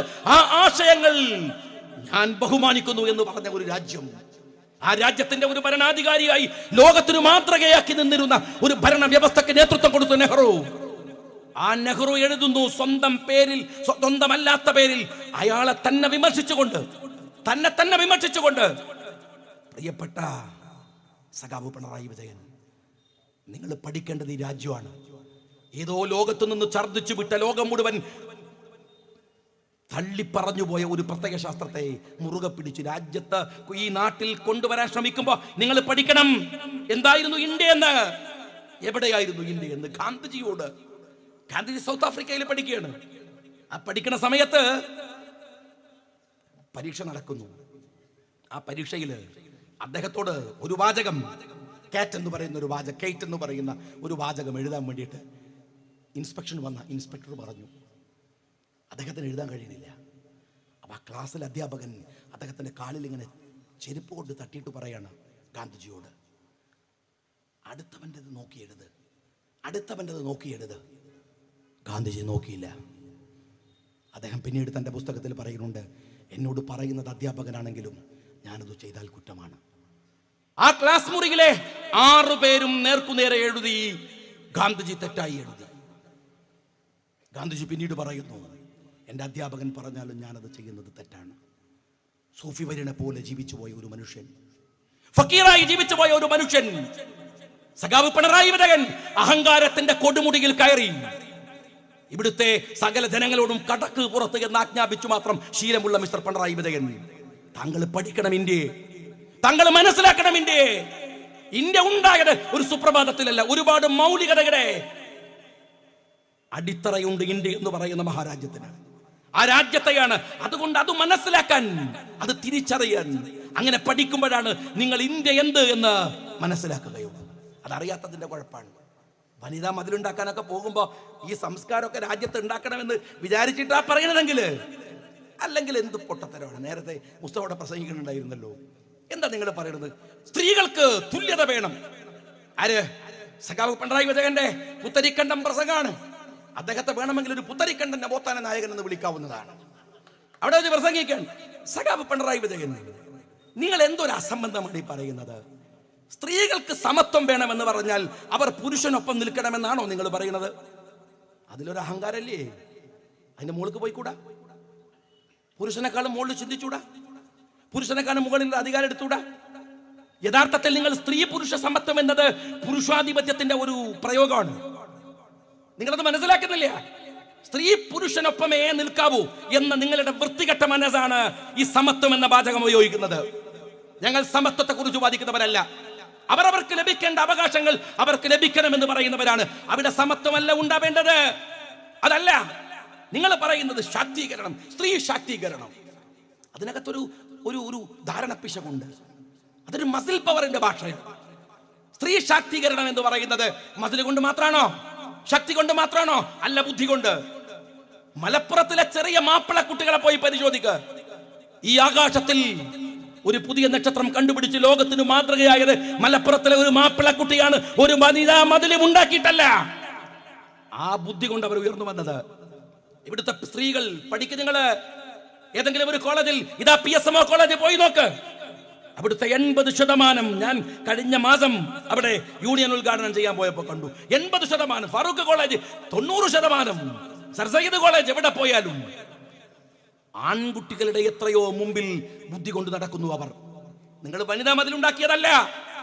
അവർക്ക് എല്ലാ മതിലുകളും ഭേദിച്ചുകൊണ്ട് ഈ ലോകത്തേക്ക് അവരെ തുറന്നു വിട്ടത് CH മുഹമ്മദ് കോയ സാഹിബാണ്. ഇന്ത്യൻ യൂണിയൻ മുസ്ലിം ലീഗാണ്. അറിയോങ്ങള്, പെണ്ണുങ്ങളെ നിങ്ങൾ തടഞ്ഞു നിർത്തുന്ന മതിലാ ഉണ്ടാക്കുന്നത്. അവരെ എന്തിനാ നിങ്ങൾ ഉപയോഗിക്കുന്നത് എന്ന് കൃത്യമായിട്ടറിയാം. എന്നിട്ട് പറയാ സ്ത്രീകൾക്ക് സ്ത്രീ പ്രാതിനിധ്യത്തെ കുറിച്ച് ഞാൻ സഖാവ് പിണറായി വിജയനോട് ചോദിക്കട്ടെ. പോളിറ്റ് ബ്യൂറോയിൽ ഒരു വൃന്ദക്കാരൊക്കെ.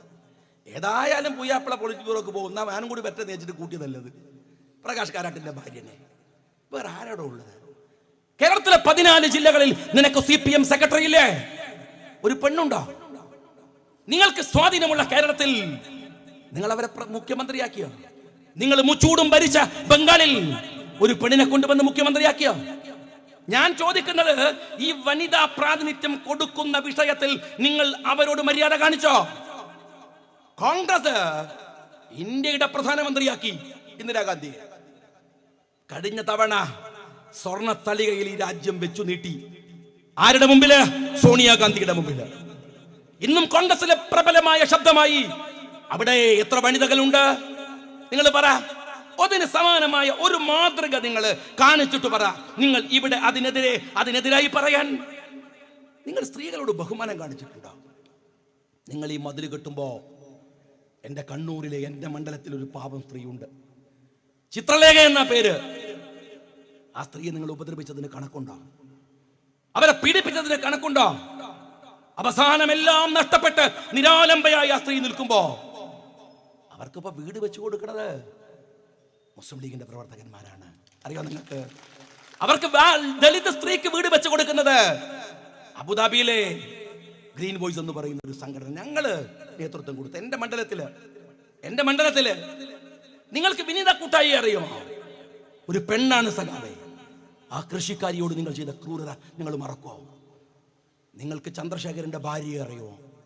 നിങ്ങൾ കൊന്നു തള്ളിയ എത്ര സ്ത്രീകളുണ്ട് കേരളത്തിൽ? എത്ര നിരാലംബമായി പോയ എത്ര സ്ത്രീകളുണ്ട് കേരളത്തിൽ? ചെറുപ്പക്കാരെ നിങ്ങൾ കൊന്നപ്പോ ഷുക്കൂറിന്റെ ഉമ്മയെ അറിയോ? സ്ത്രീയാണ് അവര്, സ്ത്രീയാണ്.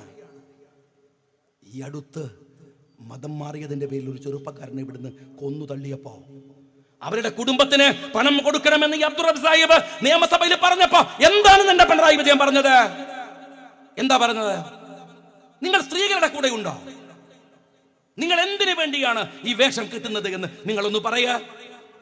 നേരത്തെ പറഞ്ഞു ഞാൻ വരുമ്പോ മുസ്തഫ നിയമസഭയുടെ മുമ്പിൽ കെട്ടിക്കിട് അവിടെ സമരം ചെയ്യുകയാണ് ബിജി എന്ന് പറയുന്ന ആ ചെറുപ്പക്കാരന്റെ ഭാര്യ, ഒരു ജോലി, ഒരു പോലീസ് ഉദ്യോഗസ്ഥൻ തള്ളിയിട്ട് കൊല്ലപ്പെട്ടു പോയ അവരുടെ ഭാര്യ ബിജി. നിങ്ങൾ അവരുടെ കൂടെ ഉണ്ടോ? ആരുടെ കൂടെ ഉണ്ട്? എന്നിട്ട് മതിലുണ്ടാക്കുകയാണ്. കോട്ടിട്ട മോഡി 3000 കോടിയുടെ പ്രതിമ ഉണ്ടാക്കുമ്പോ മുണ്ടുടുത്ത മോഡി 50 കോടിയുടെ മതിലുണ്ടാക്കുന്നു എന്നതിനപ്പുറത്ത് എന്ത് പ്രത്യേകതയാണ്? വർഗീയതയുടെ പ്രതിമയും വർഗീയതയുടെ മതിലും അത് രണ്ടും ഒരുപോലെയാണ്, അതിനപ്പുറമില്ല. നേരത്തെ അബ്ദുൾ റബ്ബ് സാഹിബ് പറഞ്ഞല്ലോ, പുതുശ്ശേരിയിലെ പഞ്ചായത്ത്, പുതുശ്ശേരി പഞ്ചായത്ത് ഡിക്ലെയർ ചെയ്തു. അവിടുത്തെ ബാങ്കിൽ ഏൽപ്പിച്ച സഹകരണ ബാങ്കിൽ പെൻഷൻ കൊടുക്കാൻ ഏൽപ്പിച്ചവരുടെ കയ്യിൽ നിന്ന് 100 രൂപ വീതം പിടിച്ചത് 5 ലക്ഷം ഉറുപ്പികയാണ് പുതുശ്ശേരി പഞ്ചായത്ത്. ഈ പെണ്ണുങ്ങൾ പരസ്പരം കൈ ചോർത്ത് പിടിക്കാൻ എന്തിനാണ് ഈ 50 കോടി? കൈ മടക്കിലൊക്കെ കൊടുക്കുന്നുണ്ടോ നിങ്ങൾ പൈസ? എന്തിനാ 50 കോടി? ഏത് സഖാവിനെ അടിച്ചു മാറ്റാനാണ്? അത് കൈയിട്ട് വാരുന്നത് ആരുടെ കയ്യിൽ നിന്നാ?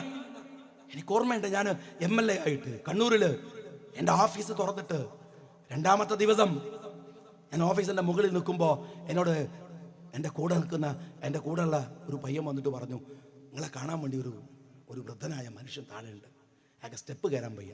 2ാം നിലയിലാണ് എൻ്റെ ഓഫീസ്. ഞാൻ അവിടെ നിന്ന് ഇറങ്ങി വന്നപ്പോൾ ഒരാൾ വിറച്ച് അവിടെ ഇങ്ങനെ നിൽക്കുന്നുണ്ട്. ഞാൻ അവിടെ കൊണ്ടുപോയി ഇരുത്തി. അയാളോട് ചോദിച്ചു, എന്താ പ്രശ്നം? അയാളൊന്ന് കിതപ്പടങ്ങട്ടെ എന്ന് പറഞ്ഞ് ഒരു 2 മിനിറ്റ് നിന്നിട്ട് എന്നോട് പറഞ്ഞു, എനിക്ക് കുറച്ച് പൈസ കിട്ടാനുണ്ട് സർക്കാരെന്ന്, ഇതുവരെ കിട്ടിയിട്ടില്ല. ഞാൻ അദ്ദേഹത്തിൻ്റെ കയ്യിലെ ഫയലുകൾ പരിശോധിച്ചു, ഒക്കെ നുറുങ്ങി ഇങ്ങനെ പെറുക്കിയെടുക്കാൻ പ്രയാസമാണ്.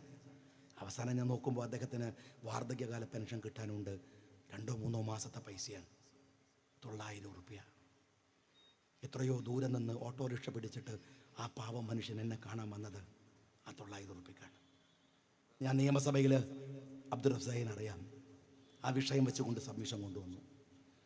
അന്ന് അഭിമന്യനായ ഉമ്മൻചാണ്ടി, അന്ന് കേരളം ഭരിക്കുന്നത് ഒരു മനുഷ്യനായിരുന്നു, നിങ്ങൾക്കറിയാലോ. ആ മനുഷ്യൻ അത് കേട്ടു, ആ വേദന അറിഞ്ഞു, ആ നിമിഷം പ്രഖ്യാപിച്ചു അദ്ദേഹം 1000-ആക്കി, 2000-ആക്കി. ആ പാവങ്ങളുടേതാണ് പിണറായി വിജയ ഇപ്പൊ പിടിച്ചു വാങ്ങാൻ ശ്രമിക്കുന്ന പൈസ. നിങ്ങളായിട്ട് 10 രൂപ കൊടുക്കൂല, കൊടുത്തത് പോലും അടിച്ചു മാറ്റണം. ഇതുപോലത്തെ ഒരു മുഖ്യമന്ത്രി കേരളത്തിന് എന്തൊരു അപമാനമാണ്.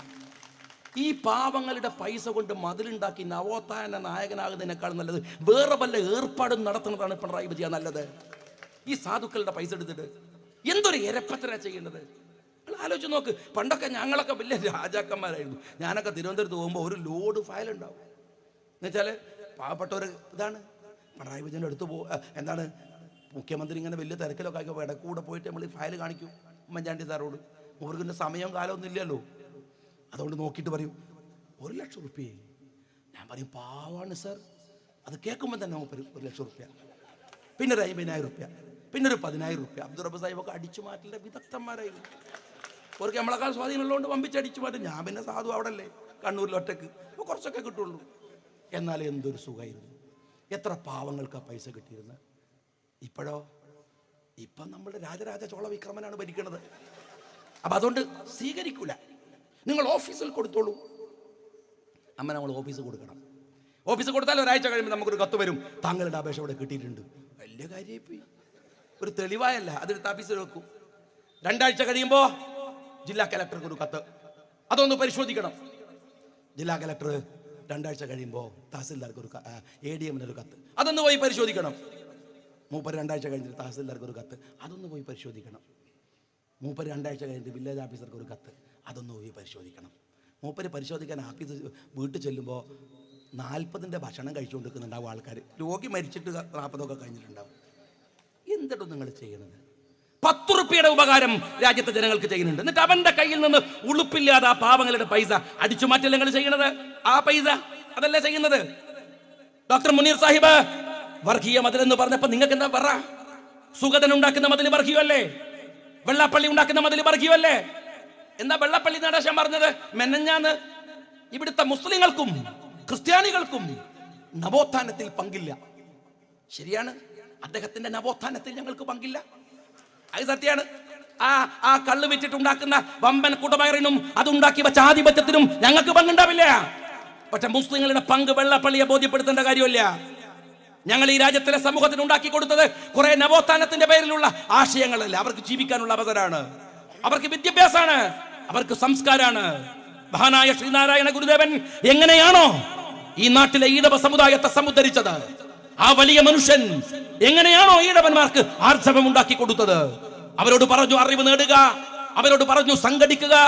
ആ മാർഗമാണോ? അതേ വഴിയിലാണ് കേരളത്തിലെ മുസ്ലിങ്ങളും പോയത്. അവർക്ക് അറിവുണ്ടായി, അവർ സംഘടിച്ചു, അവർ ഒരുമിച്ച് നിന്നു, വലിയ നേട്ടങ്ങൾ ഉണ്ടായി. ഞാൻ നിങ്ങളോട് ചോദിക്കുന്നത്, നിങ്ങൾ ഈ പറയുന്ന നവോത്ഥാനത്തിന്റെ അർത്ഥം എന്താണ്? സഖാവ് പിണറായി വിജയൻ പറയുക, എന്താണ് നവോത്ഥാനം? അതൊരു വലിയ സാധനം ഇങ്ങനെ ആകാശത്ത് നിന്ന് ഇറങ്ങി റോട്ടുമേൽ നിൽക്കലാണോ? എന്താണ് നവോത്ഥാനം? ഒരു സമൂഹത്തിന്റെ സമഗ്രമായ പുരോഗതിയാണോ? ഒരു സമൂഹത്തിന്റെ, ഞാൻ ചോദിക്കുന്നത്, നിങ്ങൾ ആരെയാണ് ഇവിടെ നവോത്ഥാന നായകനാകാൻ ശ്രമിക്കുന്നത്? പിണറായി വിജയനെ അല്ലേ? ലാവലിന്റെ 360 കോടി അണ്ണാക്ക് തൊടാതെ വിട്ട ഒരു കള്ളനെ അല്ലേ? തീരുന്നില്ല. ചന്ദ്രശേഖർ തന്റെ പാർട്ടിയിൽ നിന്ന് മാറി മറ്റൊരു കൊടി പിടിച്ചപ്പോ ഇരുട്ടിന്റെ മറവിൽ ആ പാപത്തിനെ വെട്ടിക്കൊല്ലാൻ മാഷാ അല്ലാ എന്ന സ്റ്റിക്കർ ഒട്ടിച്ച് വണ്ടിയും കൊടുത്ത് പറഞ്ഞു വിട്ട ഒരു പാർട്ടിയുടെ നേതാവിനെ ആർക്കാണോ നവോത്ഥാനം ഉണ്ടാവേണ്ടത്? ഏറ്റവും വലിയ നവോത്ഥാനം എന്താണെന്ന് അറിയുമോ?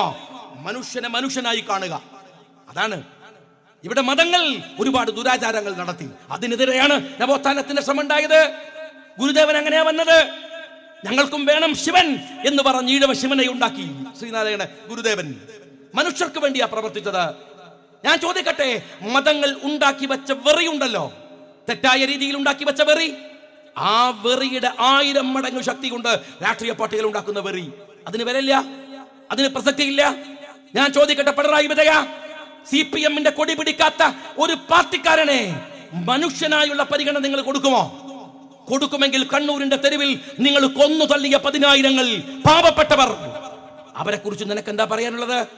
പിണറായി വിജയൻ പറയ, തന്റെ പാർട്ടിക്കപ്പുറത്തേക്ക് കടന്നു പോകുന്നവനെ കൊല്ലാൻ ഒരു മടിയുമില്ലാത്ത രാഷ്ട്രീയ പാർട്ടിക്ക് നേതൃത്വം കൊടുക്കുന്ന നിങ്ങൾ എങ്ങനെയാണ് നവോത്ഥാനത്തെ കുറിച്ച് സംസാരിക്കുക?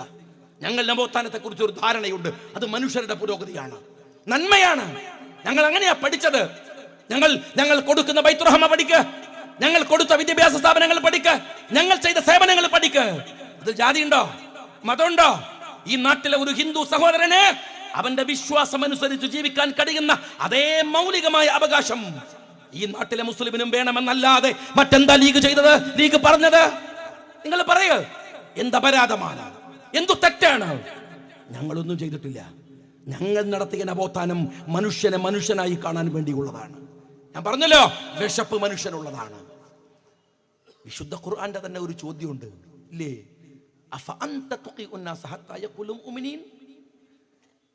നിങ്ങൾ എന്തിനാണ് നിങ്ങളുടെ ആളുകളൊക്കെ മുസ്ലിമായ മാത്രം അവരെ സഹായിക്കുന്നതാണോ നിങ്ങൾ വിചാരിക്കുന്നത്?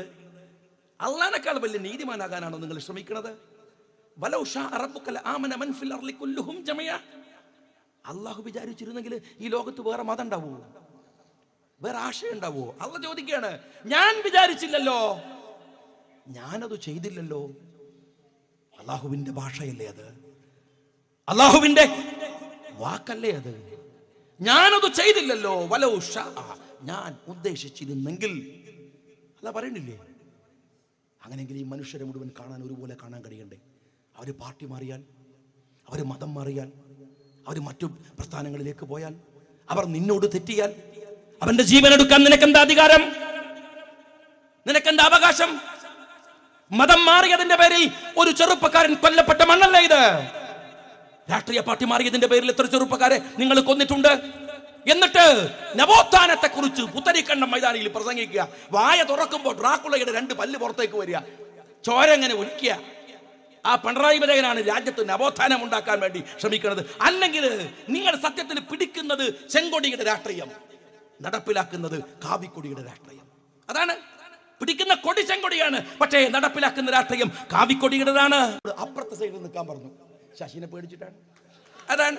ഒരു തിരിച്ചറിവൊക്കെ നല്ലതാണ്, സംഗതി നല്ലതാണ്. ഏതായാലും നിങ്ങൾക്ക് അങ്ങനെയെങ്കിലും ഒരു ബുദ്ധി ഉണ്ടായതിൽ ഞാൻ നിങ്ങളെ അഭിവാദ്യം ചെയ്യുകയാണ്.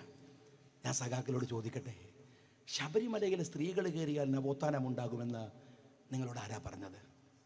ആരാ പറഞ്ഞത്? നവോത്ഥാന കാലത്ത് ശബരിമല ഉണ്ടായിരുന്നു. ശ്രീനാരായണ ഗുരുദേവൻ കൊണ്ടുപോയ ആളെ ശബരിമലക്ക് ഡോക്ടർ പൽപ്പ് കൊണ്ടുപോയോ? VT ഭട്ടതിരിപ്പാട് കൊണ്ടുപോയോ? ഏതെങ്കിലും ഒരു നവോത്ഥാന നായകൻ ശബരിമലയിൽ പെണ്ണുങ്ങളെ കയറ്റാൻ പോയോ? ഇല്ലല്ലോ. ശബരിമലയിൽ സ്ത്രീകൾ കയറിയാൽ നവോത്ഥാനം ഉണ്ടാകുമെന്ന് ആരാണ് സഖാവ് പിണറായി വിജയനോട് പറഞ്ഞത്? നിങ്ങൾ പറയ. എന്നിട്ട് അതിനെതിരെ സത്യം പറഞ്ഞ ഒരു പാതിരിയുടെ ഒരു കഥയുണ്ട്. ഒരു പള്ളിയിലച്ഛൻ ആഫ്രിക്കയിലേക്ക് ട്രാൻസ്ഫർ കിട്ടിയിട്ട് അവിടെ പോവാണ്. അവിടെ ഈ കറുത്തവരും വെളുത്തവരും തമ്മിൽ വലിയ ഫൈറ്റ് നടക്കുന്ന രാജ്യമാണ്, ഒരു സ്ഥലമാണ്. അവിടെ അദ്ദേഹം ഇങ്ങനെ ഒരു വൈകുന്നേരം നടന്നു പോകുമ്പോൾ അദ്ദേഹം കാണുമുണ്ട് കുറേ വെളുത്ത ആളുകൾ വെള്ളത്തിൽ നിന്ന് ഒരു കുട്ടിയെ, ഒരു കറുത്തവനായ കുട്ടിയെ ഒരു കയറിട്ടിട്ട് കൊടുത്തിട്ട് ഇങ്ങനെ കരയിലേക്ക് കയറ്റുകയാണ്. അച്ഛന് ഭയങ്കര സന്തോഷമായി. എന്നോട് പലരും പറഞ്ഞത് ഇവിടെ കറുത്തവർ വെളുത്തവരെ കൊല്ലും, വെളുത്തവർ കറുത്തവരെ കൊല്ലും എന്നൊക്കെയാണ്, വലിയ കുഴപ്പമുണ്ടെന്നാണ്. പക്ഷെ വലിയ സന്തോഷമായി അച്ഛന്. അങ്ങനെ അച്ഛന് അവിടെ വന്ന വെളുത്ത ആൾക്കാരൊക്കെ അഭിവാദ്യം ചെയ്തു, കൈയൊക്കെ കൊടുത്തു, പറഞ്ഞു കൺഗ്രാറ്റ്സ് ഒക്കെ പറഞ്ഞു, നന്നായി. അത് അവരൊക്കെ ഒന്ന് അഭിവാദ്യം ചെയ്തിട്ട് അവരെ പറഞ്ഞയച്ചു. പിന്നെ ആ കുട്ടി അവിടെ ഇങ്ങനെ തണുത്ത് പറിച്ചിരിക്കുന്നുണ്ട്. ആ കുട്ടീൻ്റെ അടുത്ത് പോയിട്ട് പറഞ്ഞു, കുട്ടി എന്ത് നല്ല മനുഷ്യരാണല്ലേ, ഞാൻ കേട്ടത് നിങ്ങളെയൊക്കെ ഇവർ കൊല്ലുന്നതാണ്, നിങ്ങളിവരൊക്കെ കൊല്ലുന്നൊക്കെ ഞാൻ കേട്ടത്, പക്ഷേ അങ്ങനെയല്ലല്ലോ. അപ്പോൾ ആ കുട്ടി പറഞ്ഞു, നിങ്ങളിപ്പം ഇവിടെ വന്നതാണോ? അപ്പോൾ അദ്ദേഹം പറഞ്ഞാൽ ഇപ്പോൾ വന്നതാണ്. എന്നാൽ എന്നെ ഇരയാക്കിയിട്ട് മുതല പിടിക്കാൻ വേണ്ടിയിട്ടതാണ്. മുതല വരാത്തതുകൊണ്ട് എന്നെ പിടിച്ച് വലിച്ച് കരയെ കയറ്റി, നാളെ പിന്നീട്ട് കൊടുക്കാനുള്ളതാണ്. എൻ്റെ പെണ്ണുങ്ങൾ നിങ്ങളൊരു ഇരയാണ്. അടുത്ത പാർലമെൻറ്റ് തെരഞ്ഞെടുപ്പിലും അസംബ്ലിയിലും ഒക്കെ കിട്ടാനുള്ള വോട്ടിൻ്റെ ഇരയാണ്. അല്ലാണ്ട് പിണറായി വിജയൻ എന്തു സ്നേഹം. സ്നേഹം എന്ന് പറഞ്ഞ സാധനം അദ്ദേഹത്തിൻ്റെ ജീവിതത്തിൽ മിനിമം ഒന്ന് ചിരിച്ചുകൂടെ ചങ്ങായിമാരെ? അതിന് പൈസ ഒന്നും കൊടുക്കണ്ടല്ലോ, 10 റുപ്യ ചിലവില്ലാത്ത കാര്യമാണ്. ഞാൻ യൂത്തുകാരോട് എപ്പോഴും ക്ലാസ് എടുക്കുമ്പോൾ പറയാറുണ്ട്, പ്രവാചകൻ പറഞ്ഞിട്ടുണ്ട്, നിങ്ങൾ വെറുതെ ചിരിക്കണം എന്നാണ്. വെറുതെ ചിരിക്കണം. ഇന്നക്കും ലതസറൂനന്നാസബിയംവാലിക്കും വലാകിൻ യസറൂഹും മിൻകും ബസ്തുൽ വജ്ഹി വഹുസ്നുൽ ഖുലുഖി. പ്രവാചകന്റെ ഭാഷയാണ്. സഗതക്ക കൊടുക്കുന്നതിന് തുല്യമാണ്. എല്ലാവർക്കും ഇപ്പോൾ താപ്യത്തിന് പൈസ കൊടുക്കാൻ പറ്റില്ലല്ലോ. അത് എല്ലാവരും ചിരിച്ചാലും മതിയാവില്ല. പക്ഷെ ഇല്ലെങ്കിൽ നിങ്ങൾ ചിരിക്കണം എന്നാണ്. എൻ്റെ അടുത്ത് ഇല്ല സഹോദര, ഒന്ന് ചേർത്ത് പിടിക്കണം എന്നാണ്. അങ്ങനെ ചിരിച്ചാൽ പോരെ? ചിരിക്കാൻ അറിയാം അയാൾക്ക്. ഞാൻ ശംസീറിനോട് ചോദിച്ചു ഒരു ദിവസം, അയാൾ പറഞ്ഞു ഞങ്ങൾ വിപ്ലവ പോരാളി. ഞാൻ പറഞ്ഞു എന്ത് വിപ്ലവമാണോ? പിണറായി വിജയൻ വരുമ്പോഴത്തേക്ക് മൂട്ട് പറിച്ച് മൂത്രമൊഴിക്കുന്നത്, നിനക്കൊക്കെ എന്ത് വിപ്ലവം? നേതാക്കന്മാരെ എന്തിനാണോ ഇങ്ങനെ പേടിക്കണത്? ഞങ്ങൾക്ക് നേതാക്കന്മാരില്ലേ? നേതാക്കന്മാരെ ഞങ്ങൾ പേടിക്കലുണ്ടോ? ഞങ്ങൾ ബഹുമാനിക്കലുണ്ട്. നേതാക്കന്മാരെ എന്തിനാ പേടിക്കണം? അല്ലാഹുവല്ലാതെ വേറെ ആരോടോ പേടിക്കേണ്ടത്? വേറെ ആരെയാ ഭയപ്പെടേണ്ടത്? ബഹുമാനിക്കണം, സ്നേഹിക്കണം, ഇഷ്ടപ്പെടണം. നിങ്ങൾക്ക് പേടിയല്ലേ? ഞാൻ കാണാറുണ്ട്. ഇപ്പം എൻ്റെ മണ്ഡലത്തിനടുത്താണ് ജെയിംസ് മാത്യു MLA ഒക്കെ അവിടെയൊക്കെയാണുള്ളത്. അപ്പം ഞങ്ങൾ എപ്പോഴും നിയമസഭയിൽ MLA അധികം കാണുക. അപ്പം ഞാൻ പെട്ടെന്ന് ചോദിക്കും എന്തൊക്കെയുണ്ട് വിഷയം നോക്കും. അദ്ദേഹം സുഖമാണ് എന്നൊക്കെ പറഞ്ഞു വെക്കും. അപ്പം കാണാം നമ്മളെ ചോള രാജ വിക്രമൻ ഇങ്ങനെ വരികയാണ്. പിന്നെ എല്ലാവരും കൈയോടെ കടിച്ച് മിണ്ടരുത്.